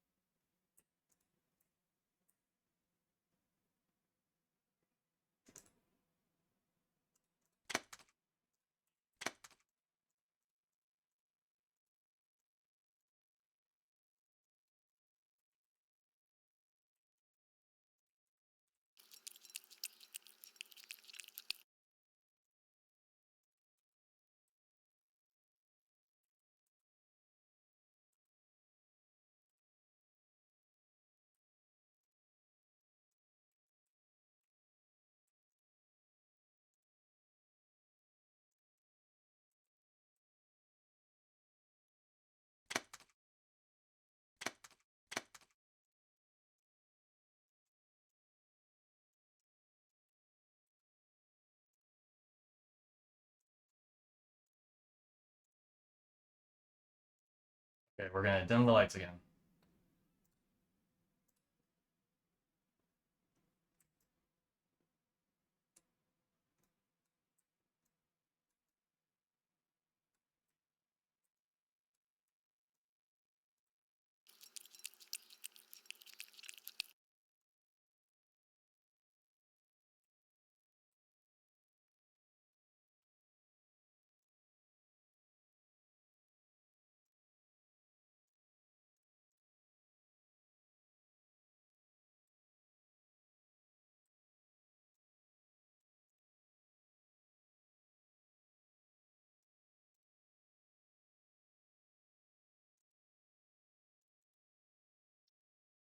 Ferrante versus Corin. It was a cool spring morning when Ferrante stepped into a town. It was quite large, larger than the ones he'd passed through before. It reminded him of his old home. He pushed the thought from his mind and continued his way, trying to look like he was just another visitor. Ferrante was constantly reminded that he wasn't from here, at least not from the current Sierra. His situation was complicated. He was once a detainee frozen in suspended animation awaiting trial, which never happened as he awoke to find his kingdom and his people gone. He was still in his own land, but it had changed. It had advanced and left him behind. No trace of his old kingdom was left. He was just a sentry with no purpose and nothing left to protect. But still he bore the marks from his past. He carried a hate hex, something all prisoners in his old home have forced on them, in case they manage to escape confinement. He needed to face judgment to remove it. So now he traveled with his hex, his armor, sword, and lantern shield that carried an enchanted silver flame. Suddenly his eyes caught sight of a magnificent castle in the distance. He paused and admired it. It looked new, with high walls and many balconies and walkways. There was a large banner draped over the gates. He couldn't make out the words, but he did see a line of people waiting to get in. His feet started to move in a direction. Maybe he wanted to see if the ruler could help him, or maybe it was the massive crowd that came surging up behind him. Come on, they're opening the gates. Ferrante held onto his pendant. It was the only thing that kept his hex at bay. It would be disastrous if it fell off here. He was pushed and shoved along. When he managed to wiggle his head out and look up, he was already going past the main gates. He briefly saw a banner with the words, "Welcome, Duel," before he was swept in. As fast as he was picked up, he was dropped into what looked like a grand hall filled with people talking and moving in every direction. Ferrante suddenly felt very isolated. It was hard not to feel that way when he knew how out of place he was. Verbally asking someone was out of the question. His throat had not healed properly. He was starting to consider penning a message to show someone to ask what was going on when someone with a voluminous red cape suddenly pushed past him at incredible speed. Ah, here it is! A very young voice chirped loudly in the din. Ferrante's head followed the loud person. He could have sworn he felt a brush of cold air as he ran past. He saw a young man, possibly still in his teens, going up to a receptionist's desk. The young fellow rapped his hand on the wood to get the receptionist's attention. Excuse me, are there any available fighters yet? I've been here forever. The receptionist apologized, stating that most duelists signed in advance, so walk-ins tend to take more time. Ferrante listened and realized this was the opportunity to get information and made his way to the desk. Just as he reached it, the young person whipped around, and Ferrante found himself looking into large eyes shimmering like winter. Wait, were those snowflakes?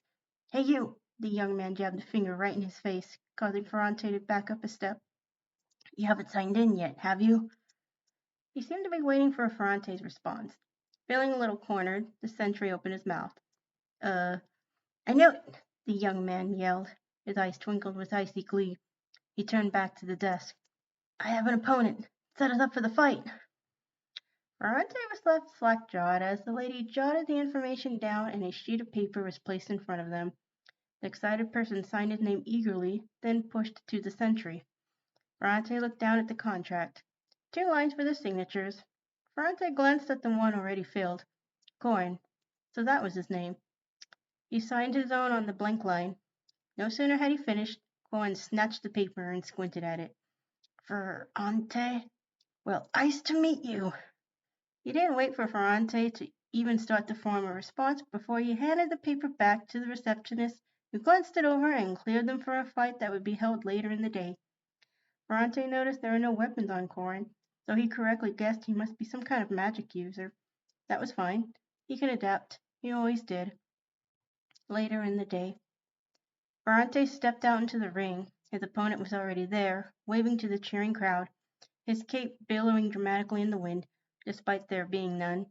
A magical barrier was set up over the whole area for the safety of the spectators, as some of the fights can get a little intense. So, for the safety of the crowd, the magical shield would prevent debris or the fighters from being thrown into them. Ferrante didn't look at the crowd. He focused on keeping his breathing even as he mentally prepared himself for a friendly fight. The sentry then spotted the owner of this place, a man in what looked to be solid gold armor. He sported a blood-red cape that fluttered gently behind him. He was followed by what seemed to be a female guard holding a golden bow and a young kid wearing a costume that vaguely resembled the Golden Man. Ferrante did not have the opportunity to meet this guy, but he assumed he was a decent person. An announcer declared the start of the battle. Ferrante cracked his neck and rolled his shoulders before entering a fighter's stance of a shield lead. Corrin faced Ferrante and spoke arrogantly. Hey, make this fun for me, okay? From under his cloak, he flung a handful of ice shards he made while he spoke. Ferrante dove to one side, and the freezing splinters buried themselves into the ground where he had stood. Ferrante propped himself up as Corin laughed. Wow, you're fast, so that means this fight will last a long time. He flicked one hand out, and more ice formed. So let's give everyone a snow. It seemed like a proper time to drop into his ice puns. More ice shards were thrown at him. Ferrante dodged and sidestepped with ease, even deflecting several off his shield. Corin ran up to him as he flung another round. Ferrante tried to keep a distance, yet Corin was always 5 paces near him and constantly trying to close in. The sentry refused to let him get too close. His military training gave him some advantage as he continued to keep his distance. Suddenly his foot slipped. He gasped as he fell sideways. Luckily, he managed to roll with the fall and hopped up again. His stance was unsteady, however, and he realized the stage was slick with frost. Corin laughed. What? I thought I could ice things up a bit. He laughed at his own pun. Ferrante didn't utter a sound as Corin continued. What? Giving me the cold shoulder? You're making me feel a little isolated. Ferrante stared. He just couldn't wrap his head around most of his puns. Tough crowd. You're really frustrating. And so the fight resumed. Ferrante continued dodging, but his movements were clumsier now. His feet had little traction on the ice-covered ground. Suddenly, the cryomancer created a long ice sword, though it was more of an oversized icicle. How about we finish this ice and easy? The sentry rolled his eyes and met the other head-on. It was tricky, as the ground was slippery, but Ferrante had to adapt fast. His time as a soldier helped him tremendously to stay alert and his head level even as his balance was compromised. Corin certainly had sword-fighting skills, but lacked the proper training to utilize them against someone who spent their early years preparing for night and guard duties. Ferrante saw an opening and lunged forward with his shield out, bashing it against the makeshift weapon, and cracks like 1,000 spider webs appeared on impact before it shattered. Corin laughed humorously. That's stone cold, dude. Ferrante felt a slight chill, which surprised him. He doesn't usually get cold during a fight. He realized what was happening and quickly stepped back. Corin grinned as he pulled some device from his red cloak. In his other hand, he made another ice sword, larger and more detailed. Thanks for the heat. I hope I didn't give you chills. Ferrante quickly checked his flame and saw it had shrunk as the heat was sucked from it and was barely clinging to life. Ferrante was nearly thrown off his feet as a pillar of ice rapidly grew from under his left foot. He staggered back, and another one shot up in front of him, missing him by an inch. Corin moved around them as more ice pillars and walls created a maze-like structure. Ferrante realized he would be trapped on all sides. From the corner of his eye, he saw the glimmer of magic in the frost as a pillar formed. He latched on and rode the thing up, far above Corin and out of the trap. He pulled himself up on top of the pillar, and instantly ducked as a mass of ice spikes flew over him. Come back! Freeze, don't go! Ferrante jumped backwards onto another ice tower as another wave of spikes flew at him.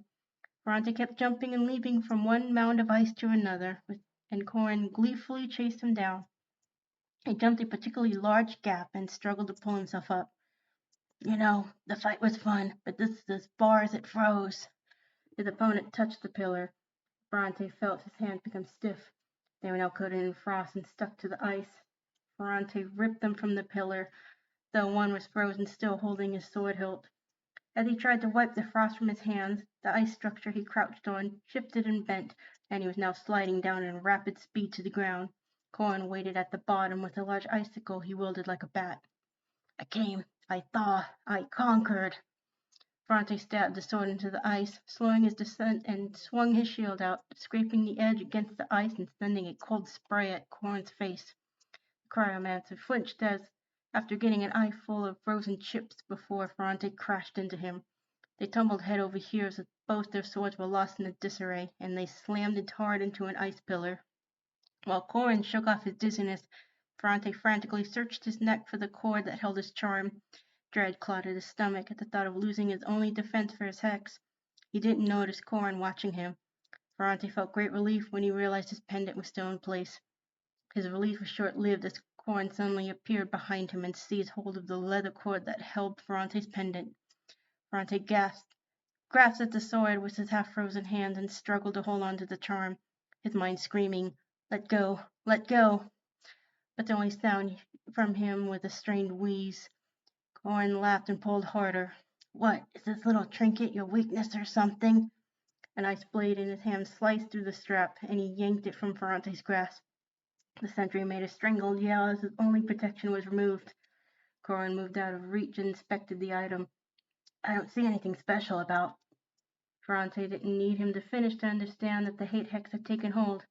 The teenager's face fell, losing all traces of arrogant glee. It was then replaced by something else, annoyance, resentment, then unfiltered anger, all in that order. He looked at Ferrante like he was looking at his mortal enemy. You, he growled. Another ice blade formed in his hand. Ferrante reached for his own sword with his still half-frozen hand as Corin lunged at him. Instantly, the shield came into play and repelled the attack. Corin stabbed and swung wildly. The ice blade no longer resembled a simple oversized icicle. It was sharp, jagged, and made with the intent to cause as much harm as possible. The ice tip slammed into the ground, narrowly missing the sentry's knee. Ferrante made an undignified retreat backwards as he struggled to gain his footing. That ended abruptly as his back hit a wall of ice. As the ice spear was thrust at his face for a killing blow, Ferrante deflected it with his shield. The impact staggered Corin, and Ferrante kicked one leg out and caught the other on his ankle. The cryomancer went down, and the odd device fell from his grasp. Ferrante hopped up and went for a takedown, but Corin was faster. He rolled out of reach while dodging all of Ferrante's attempts to grapple him. The sentry saw a flash of magic in the teen's cold eyes and instinctively jumped backwards. A massive spike shot up from the ground where he had stood. He dashed around the teen as more lethal eyes shot up after him. Corin chased after him as vapor leaked from the corner of his mouth. It's gonna be a cold day in hell when I...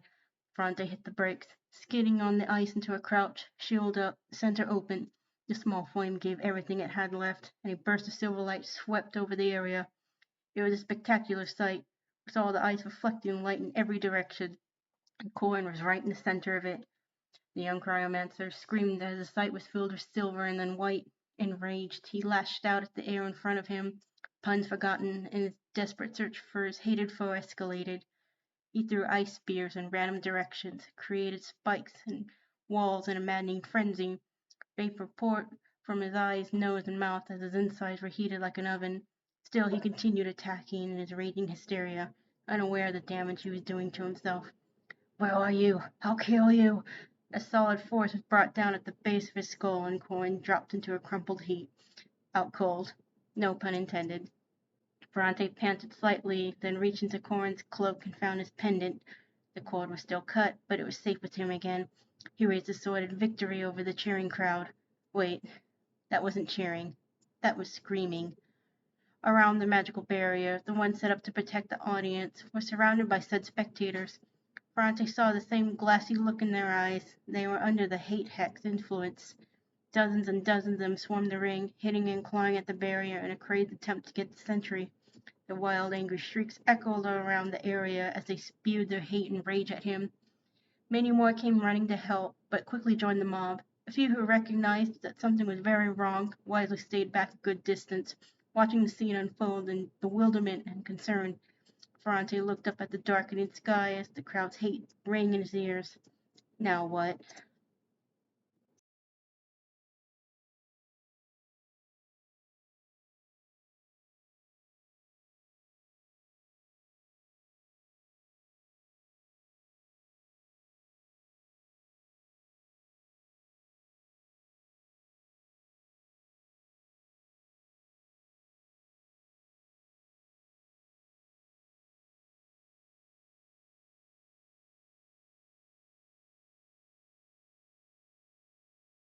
Wow. Excellent job, Faded Knight. I was not expecting that ending there. It's actually quite relaxing to listen to that. It really felt like I was like reading a book there. So many ice puns. Yeah, that was fun. Awesome stuff there. I'm very glad we have so many writers in our community. Not just artists and animators.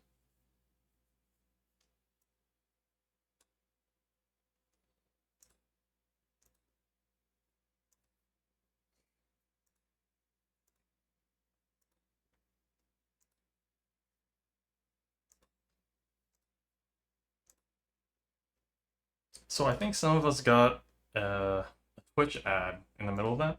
So I'm going to manually trigger an ad now so that future entries don't get interrupted.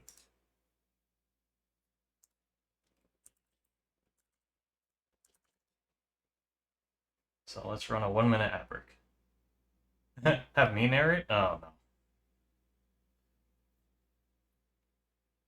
Mighty and nice of you.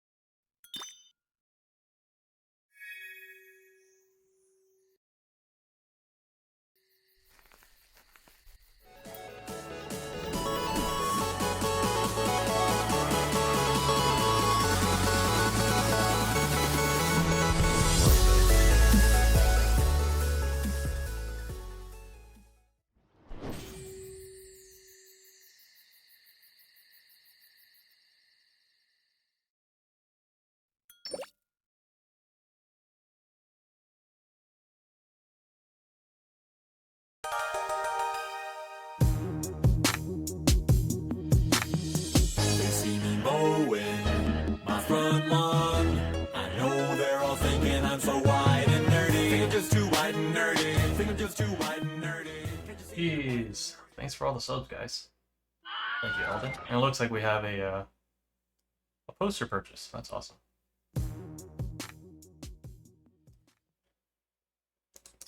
Yeah, did you guys know that we have a merch shop?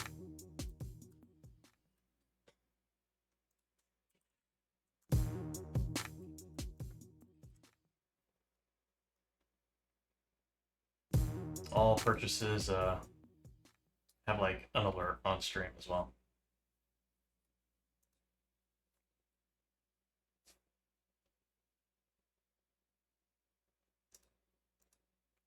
But I would refrain from triggering any merch giveaways right now, since we have entries playing.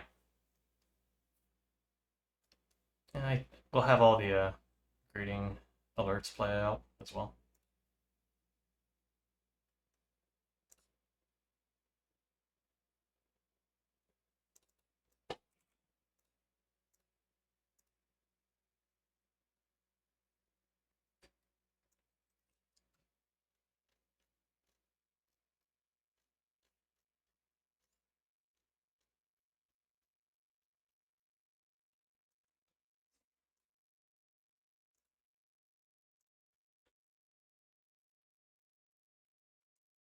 Alright, let's turn the lights back on.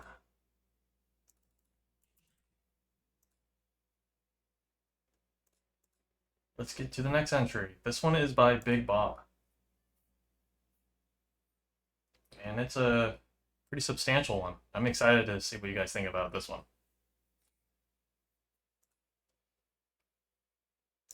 So enjoy. Oh, let me format this back.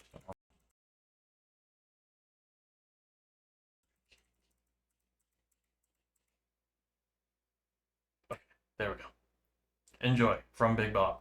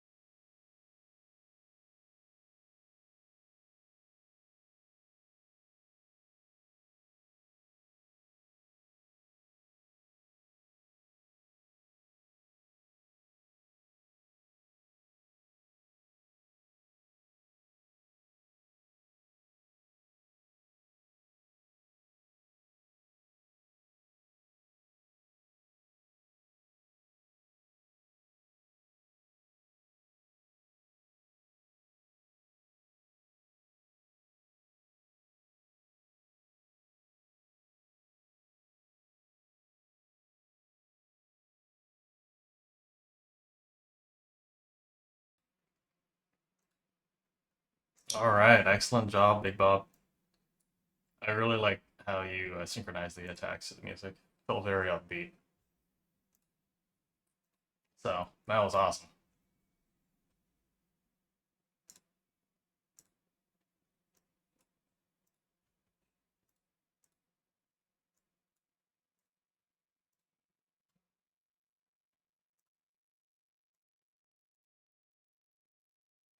Yeah, this was a last minute entry as well. So I'm glad we were able to squeeze that in.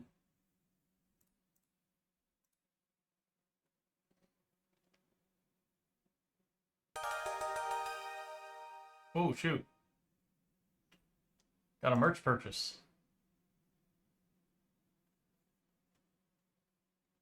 Thank you so much.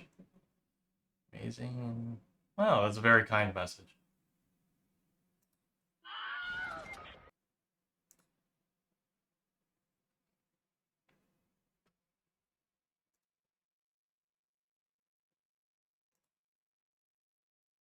And I believe we also got a merch purchase from ZipDev. So thank you for that as well.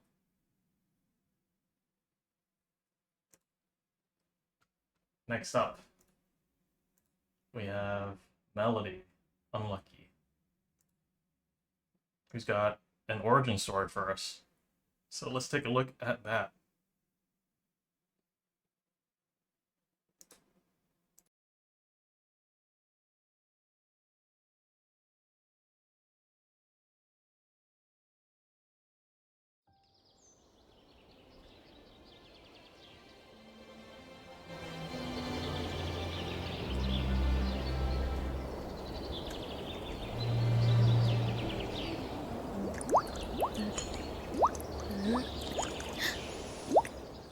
I think I did it! Yippee! I personal self-control! I'm sure this person will be extremely useful, especially in everyday life. Musin! Huh? Yeah? Okay, I'm coming. You called me? Ah, Musin. Finally. I'd like you to pick some glowing mushrooms for me. I'm short of them for Mrs. Schumer's recipe. Dad, couldn't you ask Mom for help? Because I need to go write my report on my new creation. Your mom is at work, unfortunately. I will do it, but my back hurts so much. Besides, if you don't want to, I'd understand. Okay, I understand. I do it. Thanks, sweetie. 2 hours later, after a harvest that was a real pain. There, with all that, we will have enough to last at least 3 whole months. I just grabbed these 2, just in case. And then, I'll head home. Hmm? Hmm? Oh, so cute! Hi, little guy. Do you want a mushroom?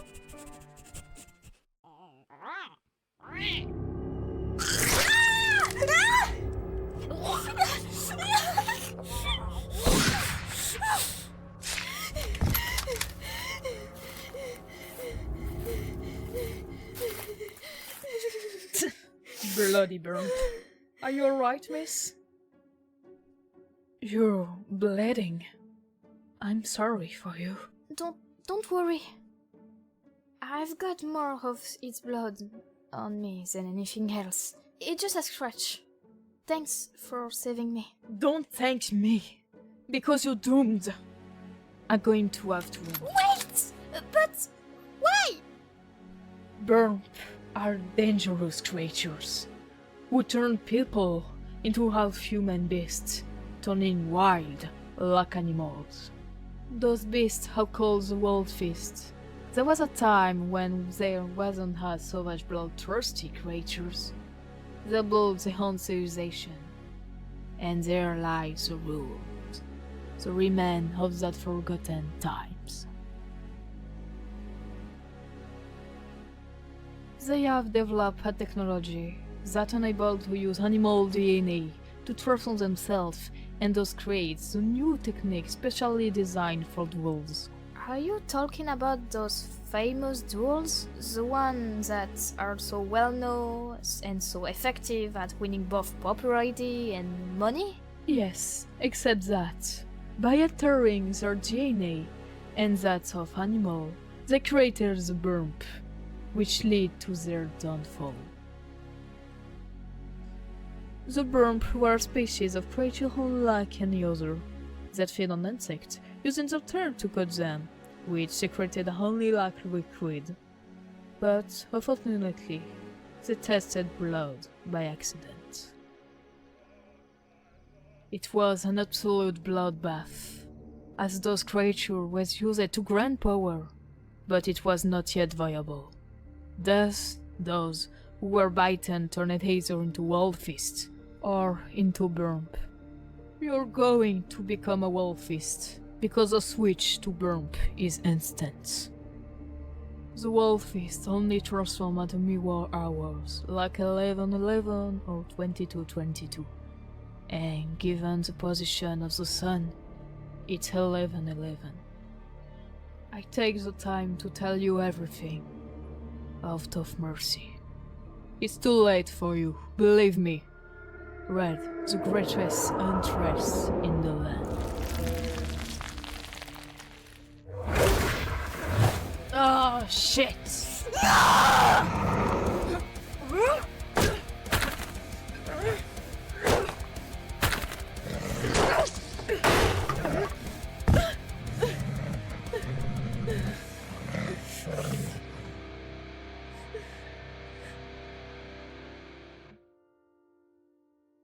What's happening to me? All this, that's not me. I don't want to kill her. She was going to do it to you after all. Probably, but she just wanted to protect the villagers. She's a stranger. She's probably lying to you. I don't know you either. I've got nothing against you, but this body is mine, so I'm going to take it back. Really? How so?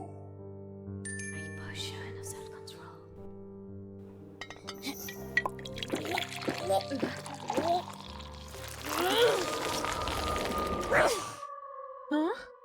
Is everything okay? Yeah? I'm fine. I have to say, you impress me. Few can resist the wolf call, but that doesn't mean you have the hook. Do you think an immunologist like me could find a cure for this curse? It's all dependent on you and your determination. But let's make a pact between us. I spare your life on the condition that you find a cure. As for me, I promise to keep an eye on you and kill you if you ever lose control completely. Keep your distance from your loved one, so that won't get hurt. Engage in duels to tame the beast, but beware of the intense emotion during the mirror hours. So, I agreed to the deal, and become some ingredient before heading home. In just 1 week, I created a potion that let me choose when I transform and appears to turn me back to normal. I've always wanted to set off and sell my potion, so this was a perfect opportunity to talk to my parents about it. That's how Take care of yourselves. my adventure began. Hey, I know him! He was the hero who slew the dragon. Was being spreading terror throughout the region. He organizing a duel event? It might be nice to take a look. And besides, he's not that far from where I am. And over there, I could sell potion, make a bit of money. Not to mention the advice Red might ask for. But anyway, apart from her, I've never had a proper duel. Oh well, if I want to control Wolf, I have to do it. Anyway, off to the castle of Gilded. I do wonder though, will a beginner like me stick out like a sore thumb among the pro? Especially with my potion and my special condition? People could see it as doping. Eventually, they're just medicine to control Marcus. After all, I can do without him. If I explain it to them, everything goes smoothly. It suddenly turned quite grey. It's strange.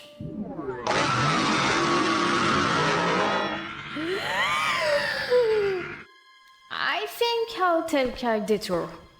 You never know. And so you know that it took me several days to get to this duo event, which, for me, and many others, would truly be epic.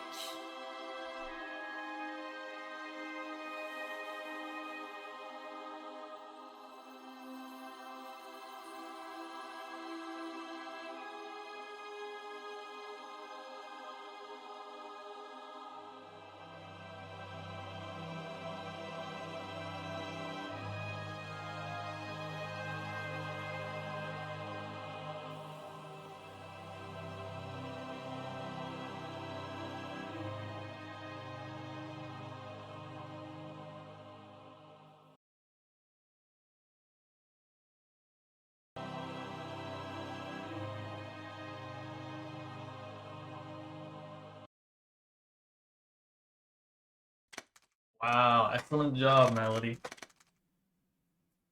That's probably one of my favorites from the event so far. I think it really had like a cohesive story, and I think the sound design really helped make it polished.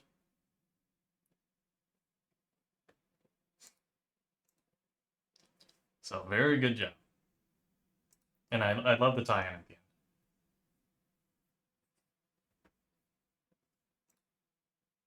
And this was done in only a couple months. 3 months. So, at that rate, you could make 3 more episodes this year.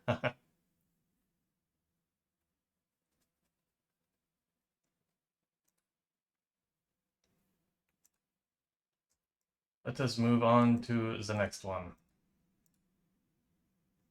This one is from Banana.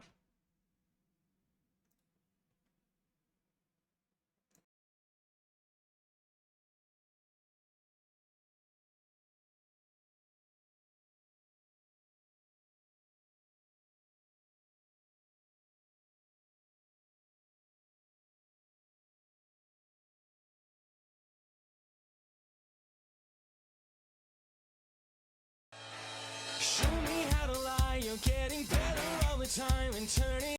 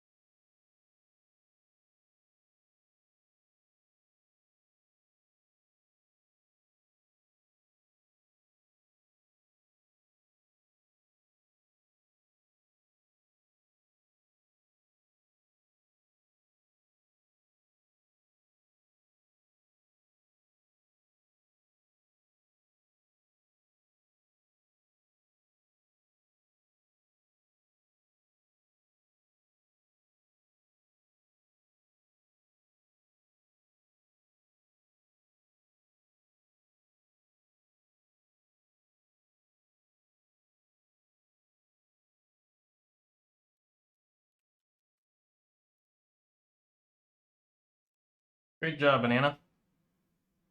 So even though it was mostly storyboards, that still tells a complete story. So congrats on finishing. I'd say storyboards are getting pretty popular on YouTube as well. So it still has entertainment value, even if it doesn't have all the fancy animation and stuff. Plus, that was an excellent song you picked.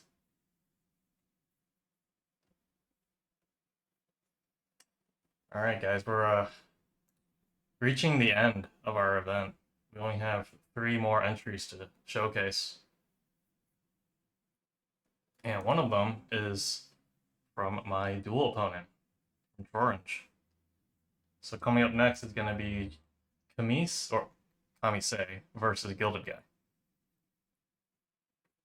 And I know Orange has been working really hard and fast on this one.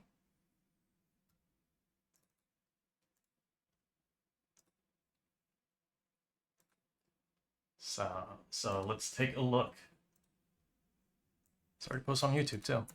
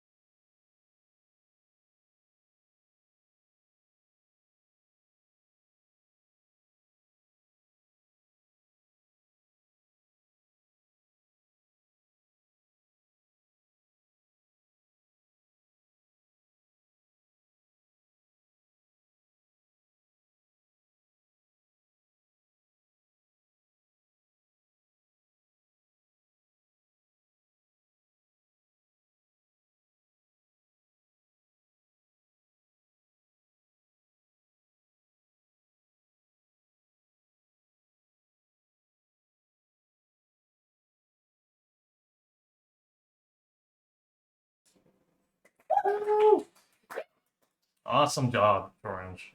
Very well done. And in only 3 months. Yeah. Yeah, I think you showed Gilded Guy's powers pretty accurately there. So I love like speedster fights. Cause Well, can... are you gonna give him your autograph, by the way? Yeah. Sorry, I mean, go on. I'll mail whatever merch you want. Thanks for featuring my guy, and thanks for letting me feature your guy. Sorry, speedsters. You like speedster fights? Cause I was cutting you off. Oh no, because you can synchronize to the music. Pretty precise. Yeah. Very snappy. And that was demonstrated quite well in this one. So, yeah. Also, that roulette thing in the beginning, it kind of feels like how I picked Kamise as my opponent. It was like there were so many people who submitted, and you kind of just have to, leave it half to vibes, half to chance. So, I thought that was funny. All right, guys. Violet should participate at some point. I was thinking about doing something, but then I was just like, eh. Who are you gonna go against? I was gonna Secret? keep it a secret. Okay, that's a secret. Sort of. Like, yeah, but at least until I actually committed to it, because I don't want to like say who I want to go against, and then it's like disappointment. Join the 10%. And if any of you guys watching are getting inspired to like make your own thing, the next deadline will be 3 months from now, in late July. And yeah, the quality of your stuff can range like this round is like a good example of like the varying quality you can submit. You can submit just text, you can submit storyboard animation, you can submit full-on animation, comics, so. And anybody who's already submitted for this round can just make another entry next time, and we'll submit it just the same. I mean, we'll feature it just the same. Hmm. Okay, guys, we got 2 more left. One of them is mine. But before we show mine, we're going to show off Agent Eldon's, who also has a very long, it's like 12 minutes of narration, because Eldon is primarily a writer, but he's also supplied some illustration. So let's check that out. It was good looking illustration, guys. That's not.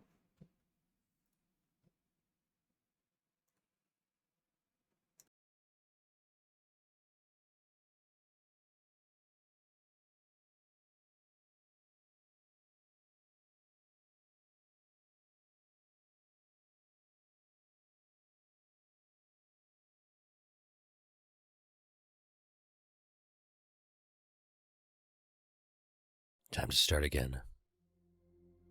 Got into town late last night. Didn't book a room. Frankly, I didn't even bother to check if there was an inn. I walked straight to the castle and pitched my tent right out front. There were 4 others already set up, and by the time I got my things in order, 2 more had arrived.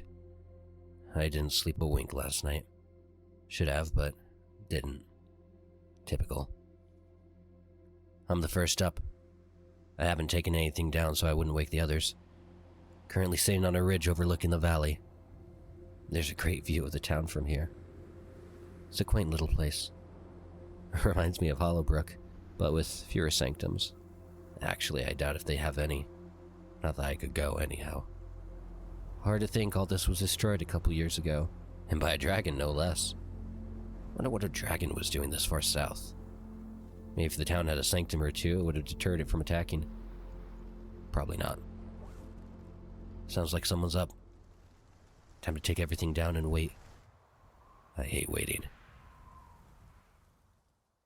Stars above, I can't believe how big this place is.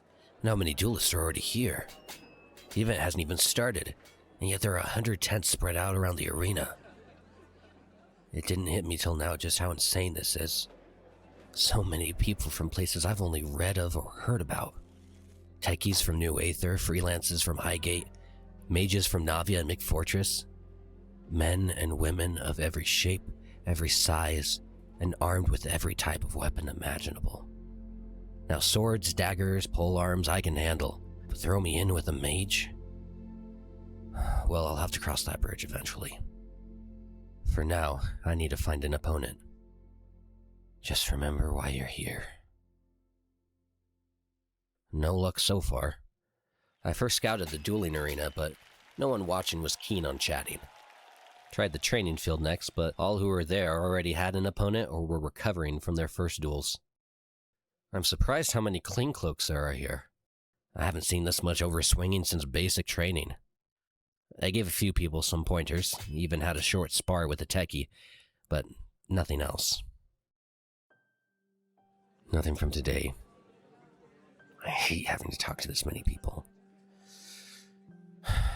Remember why you're here. Been spending most of my time at the training grounds. That blonde guardsman Violet pops in every once in a while to see how everyone's faring. She usually gives tips and pointers, like to that Aether techie today. But then there's this one guy. He's been hovering around the field the last couple of days. His name's Kiernan, some sort of magician. He occasionally chats, but he mostly watches and heckles. The others laugh. I don't. I wonder what he wants, or why he's even here if he's just going to treat it all so lightly. I saw Kiernan with a group of duelists. He spoke so effortlessly, and everyone listened and laughed at what he had to say. He waves his arms and he makes faces and he acts a fool, and everyone seems to like him for it.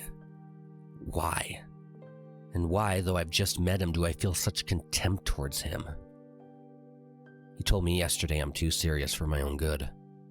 I think he's right. But I also think he's wasted an opportunity. Haven't seen him so much as twirl that little dagger he carries, let alone cast a spell. Stop it. I need to stop worrying about him and everyone else.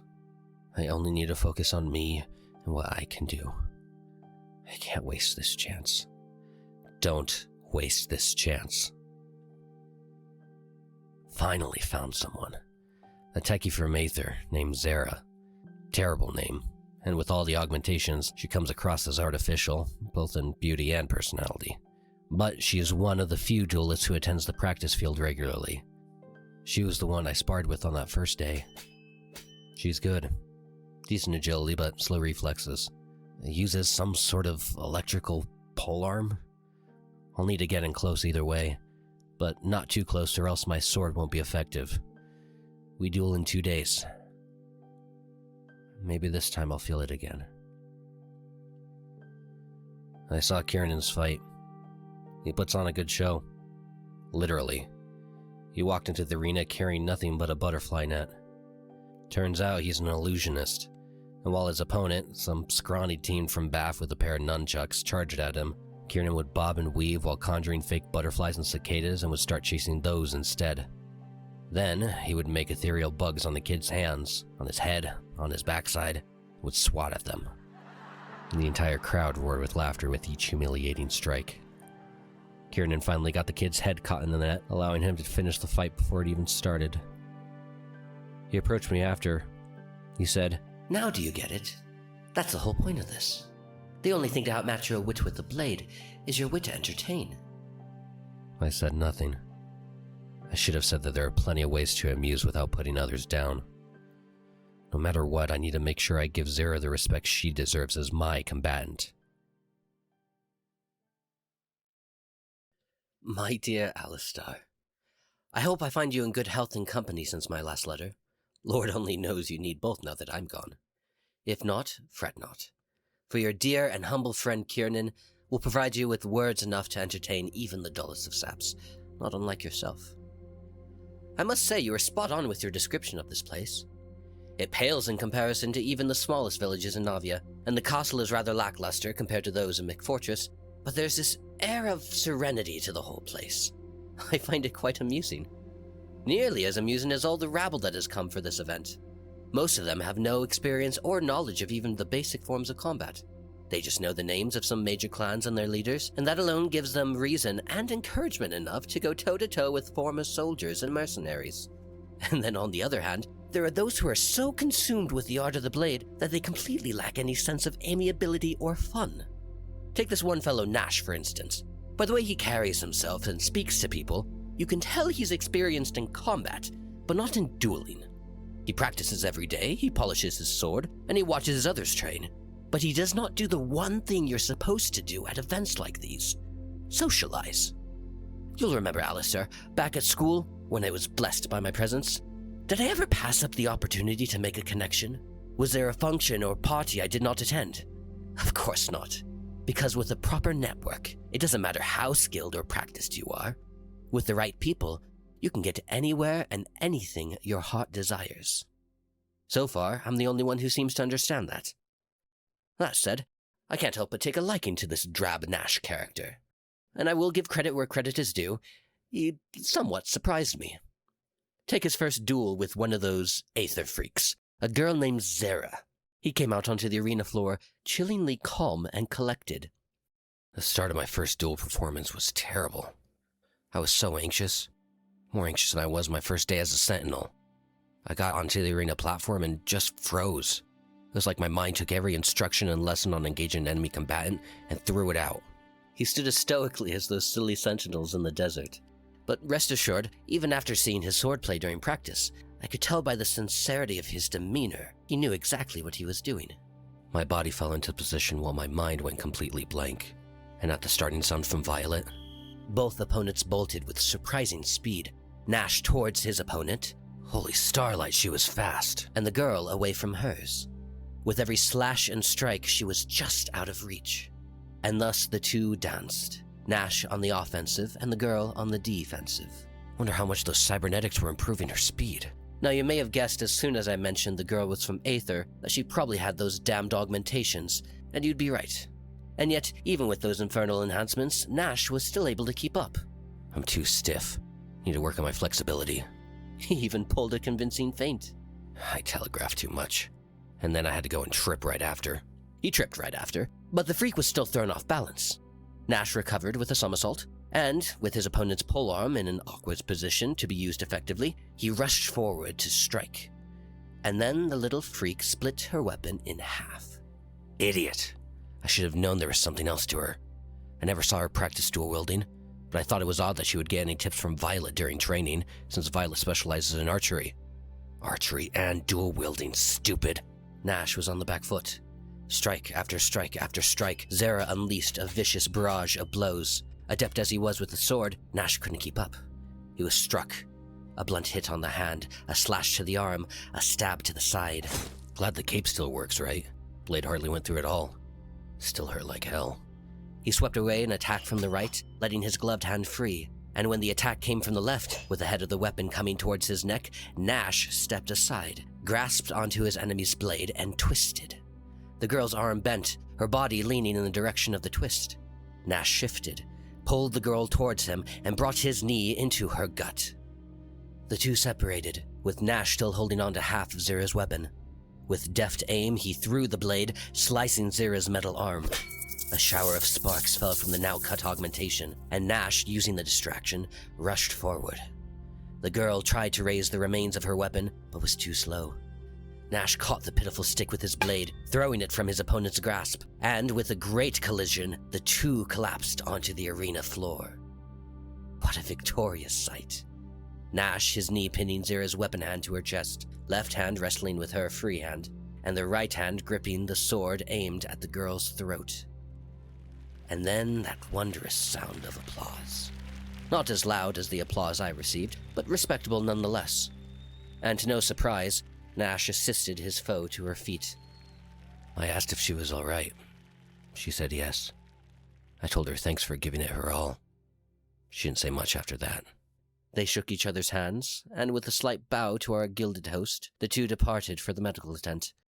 I believe I even caught a smile from our victor. Now, neither one is remarkable, but I do spy potential. What think you, Alistar? I was lousy. Or maybe I'm just expecting too much. That sounds like something Cheryl would say. I wonder what they would think about me winning. Mom probably wouldn't speak to me again for hurting a woman. Good thing she'll never know. Sometimes I regret not telling them I left.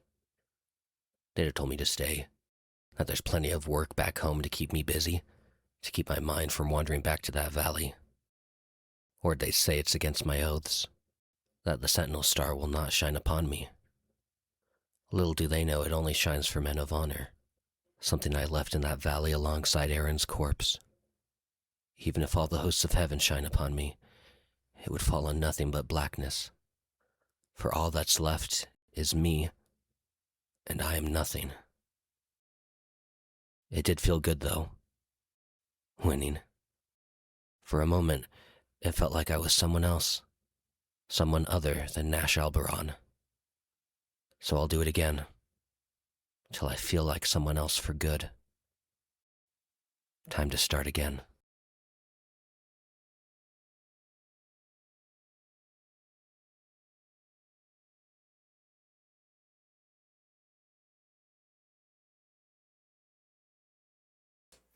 Woo! Great job, Ellen. Great work, Eldon. That was very engrossing. Yeah. Yeah. Man, you should narrate all your stuff, Eldon. Yeah. What the heck? That was him? I'm pretty sure that was him. Wow. Unless I was mistaken. I mean, Nash and Kieran just feel like completely different. Okay. So, That was it was pretty clear. Good job, Eldon. Good job writing and narrating and sound designing that part. Very well done. I'll have to listen to it again when I have headphones on to properly appreciate the sound design. Also, like, I might have missed a couple details here and there.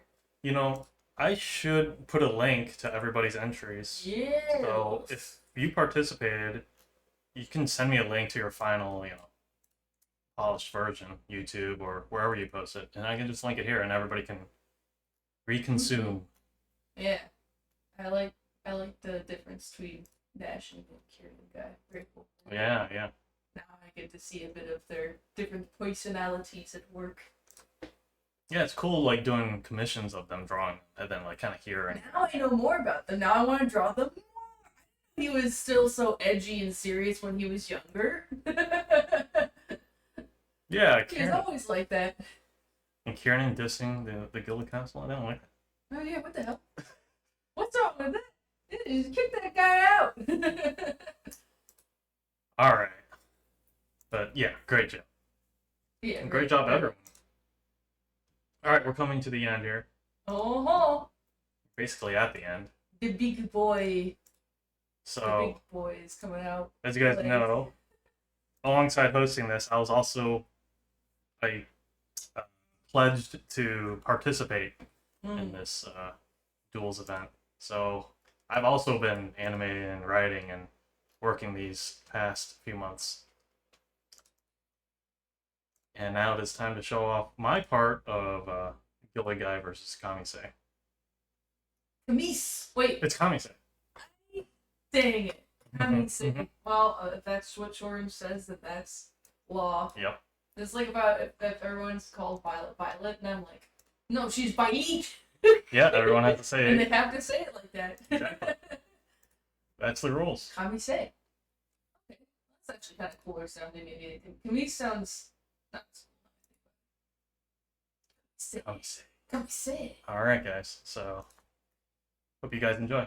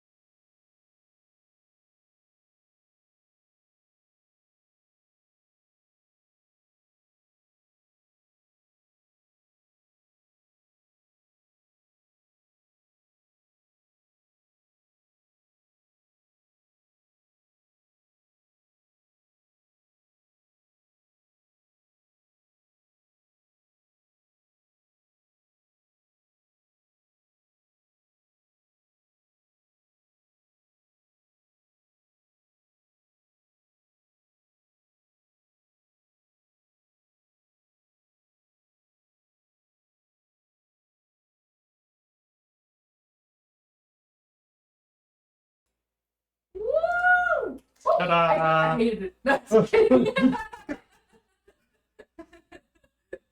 No, it's so good. Thank you, thank you, thank you. Woo! Gilded Guy versus Gummy Save. Yeah. Woo! Yeah. Glad you guys liked it. Yeah, that song's been stuck in my head all month. It's Yeah. so fun. Yeah. Gotta let loose. Yeah, and that's the vibe I want for this event. It's just kind of just for fun. Yeah, have fun, y'alls. Yeah, and do your best. Oh, and thank you, Alex, for that giveaway. Awesome. Thank you. Oh, congrats, Exotic. Zave. Yo, what Want do you win? a t-shirt. But yeah, what's awesome about doing projects quickly is that you can go back and polish it up afterwards. So this isn't gonna be my final version I put on YouTube. Yes. I'm gonna, Yeah, see, he didn't even fix stuff. finish, guys. Yeah, it's still work in progress. The only Gilded Guy cannot even finish a project that quickly in 3 months. So I had a lot of fun working on it, and I hope everyone had fun working on their entries. And I think there were a lot of people who missed this deadline, but now have an extra 3 months to polish up their entry, and we'll get to see it in July. Whoa! So I look forward to seeing those. You could just take the double amount of time and do another. If you want, yeah. Yeah. Yeah. But those who finish this time now have a clean slate, and they can start on something new, which is sometimes the most fun part of the project, is getting to start on something new. I disagree. I mean, yeah, no, it's great. It's fun. No, sometimes when I just try to think of something from scratch, I'm just confused. Yeah, I'm excited to see more, y'alls. Yeah, I'm gonna unpause the alerts. It's probably gonna play some old stuff. Says, quick question, where can we view these? Wow, I can't believe it. It's just done. Mm-hmm. We've seen all the parts. We premiered yours. Now all that's left to do is make it into an official release. Yep. And then move on to the next. Oh, and soon he shall reveal who he's going to fight next. I don't even remember who he's going to fight next. Oh, by the way, I think this was 443 Mexican dollars. Oh. So it's like a conversion thing. What's that? Wow. Oh, I don't know. Hey. Oh, this is not active anymore. It is delayed, so I think the giveaway already occurred. Oh, hello, Lucy.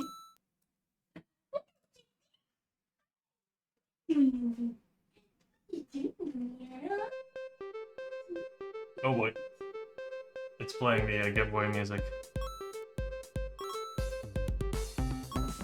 Oh, shoot.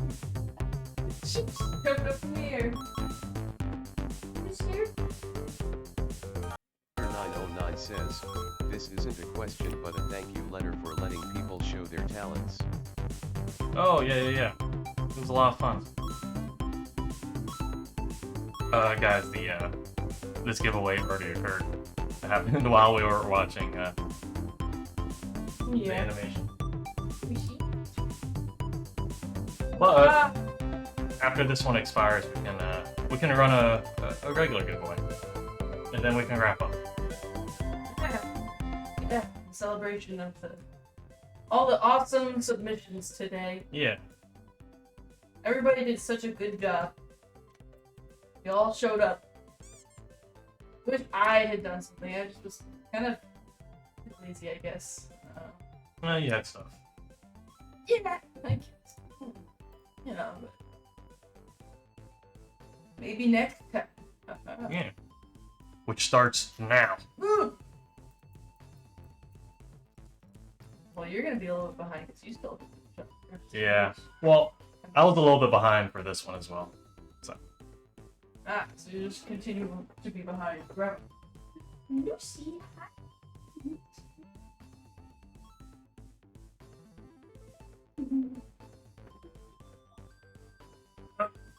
Get Lucy out of here. She's always this.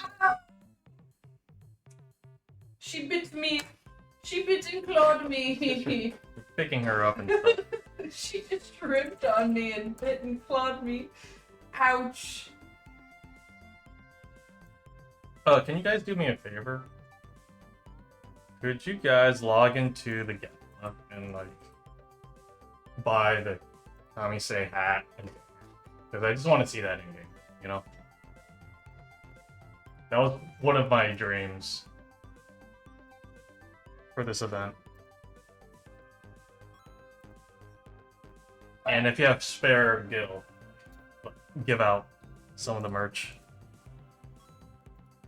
Oh,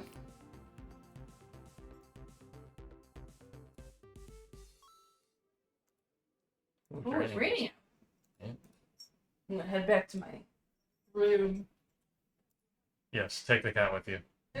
Lucy, come here.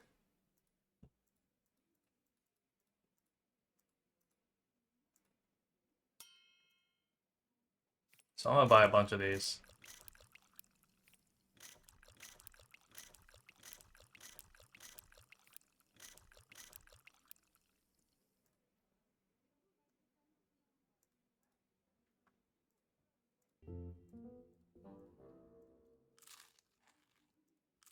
Got too many items. Here, I'm gonna come back to the lobby. Stuff. I don't think we found any new bugs.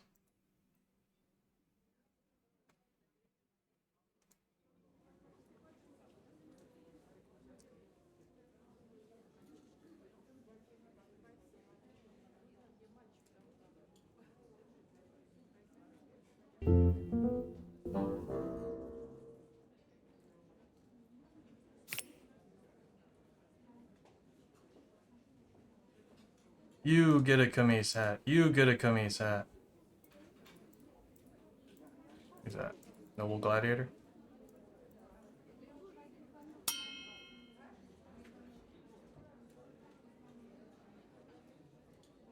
Oh yeah, why are there two screens? Huh. Oh, because it's from the last one. Let me hide that.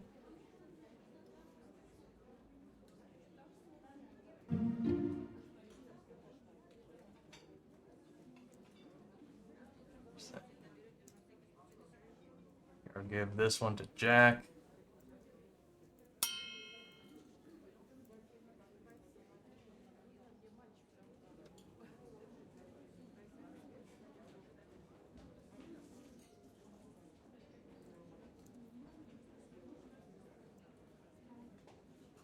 Give one to Newson. Yes. Chug time. Gamer Guide 12 has requested hydration.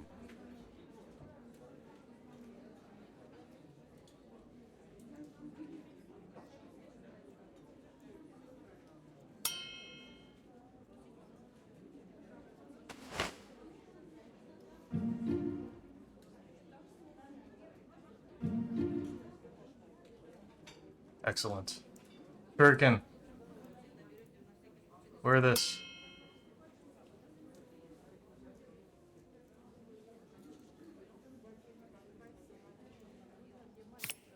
Who doesn't have one? We need people to be holding the banner as well.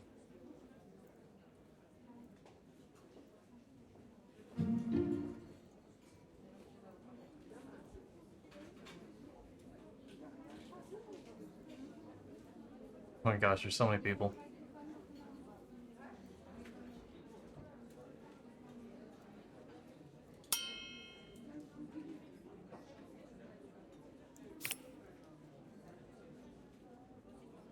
Big Bob. Nope.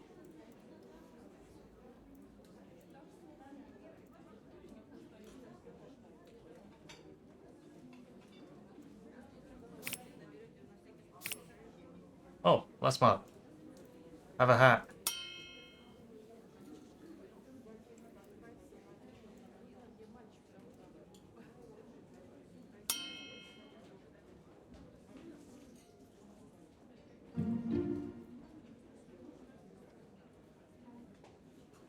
Here, let's run a regular giveaway while we're just chilling.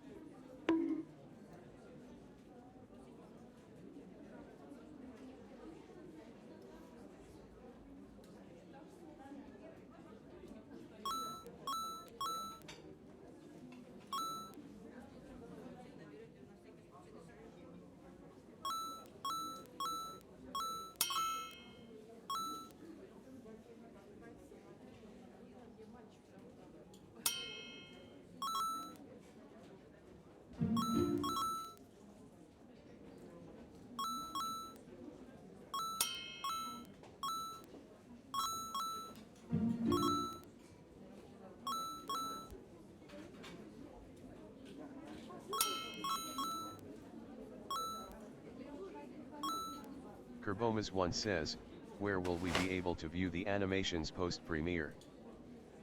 You'll be able to watch them from the website. Once I get everybody's links to where they posted it online, I'll just link it in there. You can also watch them in the VOD attached to this Twitch channel. Though some of the copyrighted music might be muted.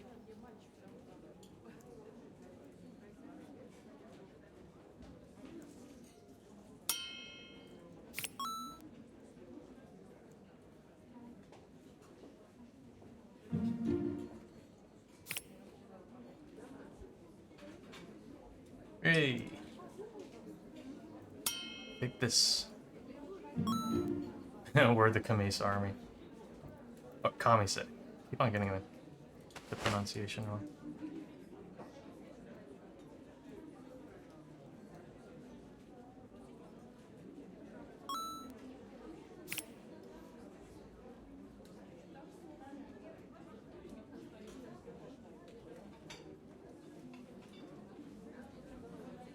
Oh, we should do a prediction. Let's do the underscore.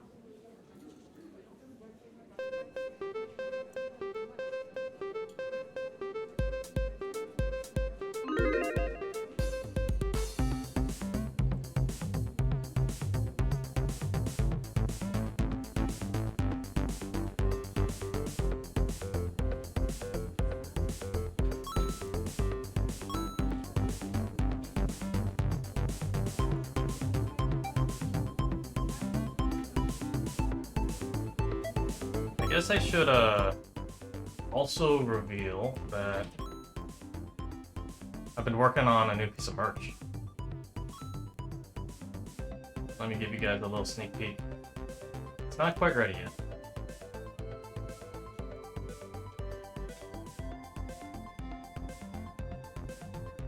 But I made one based off the duel you just saw. It's kind of like a spring/summer shirt, and I'll be releasing this in maybe a week when the full animation comes out on YouTube. So that's gonna be a merch drop, as they call it. We got all sorts of colors.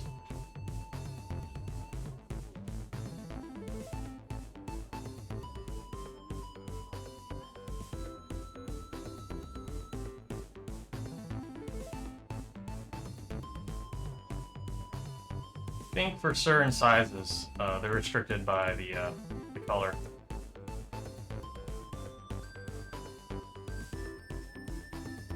Yeah, and I might make it so that there's a front and back version. So some people said that they prefer the main design being on the front or the back. So I'll make 2 listings and see how those sell. But yeah, this will help fund more animations and more events like this.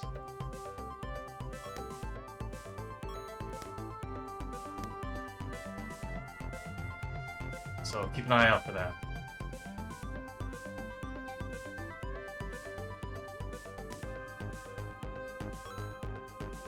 Alright guys, looks like the giveaway's about to start, so good luck.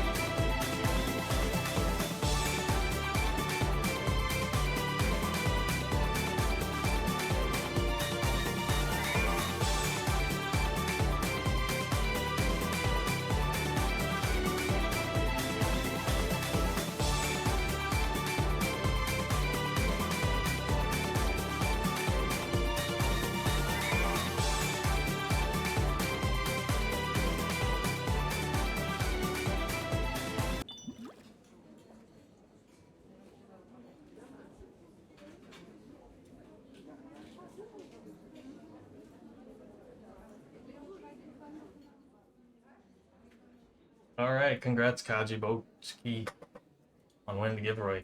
Let me write down your name. I will DM you about your prize later. Also, my bad about the prediction. I guess I made the timer go on too long, so I had to cancel it. So that people who were so that people didn't make any last minute bets, and then it would have messed up the whole system. So best to just reset that whole thing and pretend it never happened. All right, y'all.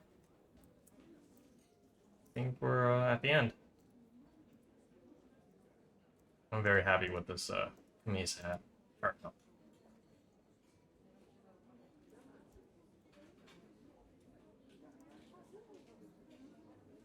Hope you all have fun.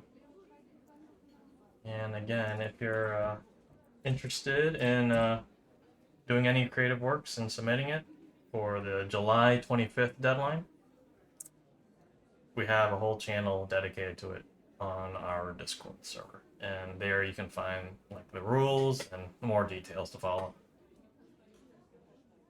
Jam_1771 says, what do I do with my comic as my duelist doesn't speak? The person he's dueling can, but mine is mute. What should I do? There are ways around that. You could turn it into an animation. You could have a narrator talk about what they're doing.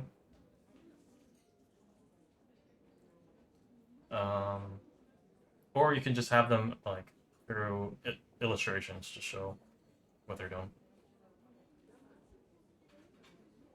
But yeah, hope everyone had fun. Hey, Squid. A simple squid just rated with 10 viewers. Thank you for the raid, Squid. Thank you for doing the Q&A again. Yeah, we have lots of volunteers who want to do like audio narration. So it's a good opportunity to flex your creative muscles. Thank you, Scary, for the 100 bits. Once I finish polishing up Gilded Guy versus Kamise, I'll get started on my next duel as well. So I'm gonna shoot for releasing mine in its finished state in 1 week. That's what I'm shooting for. And that's also when I'll do the merch drop. Do I have someone in mind? I have a couple people in mind. Yeah, I have all sorts of ideas. But it feels very good to work on a project for 3 months, just get it done, and then switch gears and get to do something completely new. There's like a lot of relief compared to working on a project for like almost a year, and then it's like so much pressure, has to be good, has to do well. It's like here, very low pressure for everyone.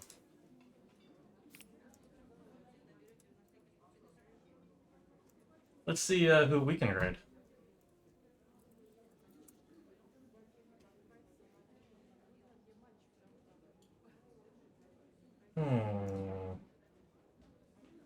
Shall we raid Trin Pixel?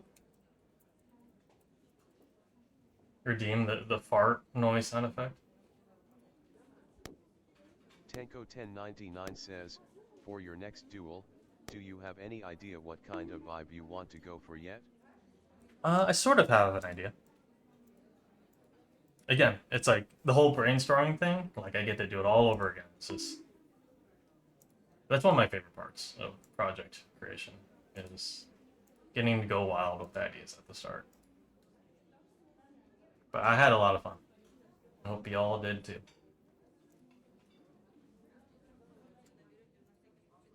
Am I missing anything? Nope. That's about it.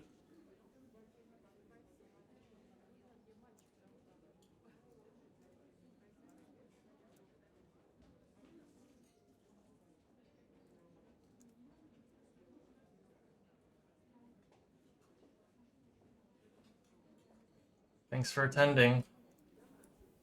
Bye, guys.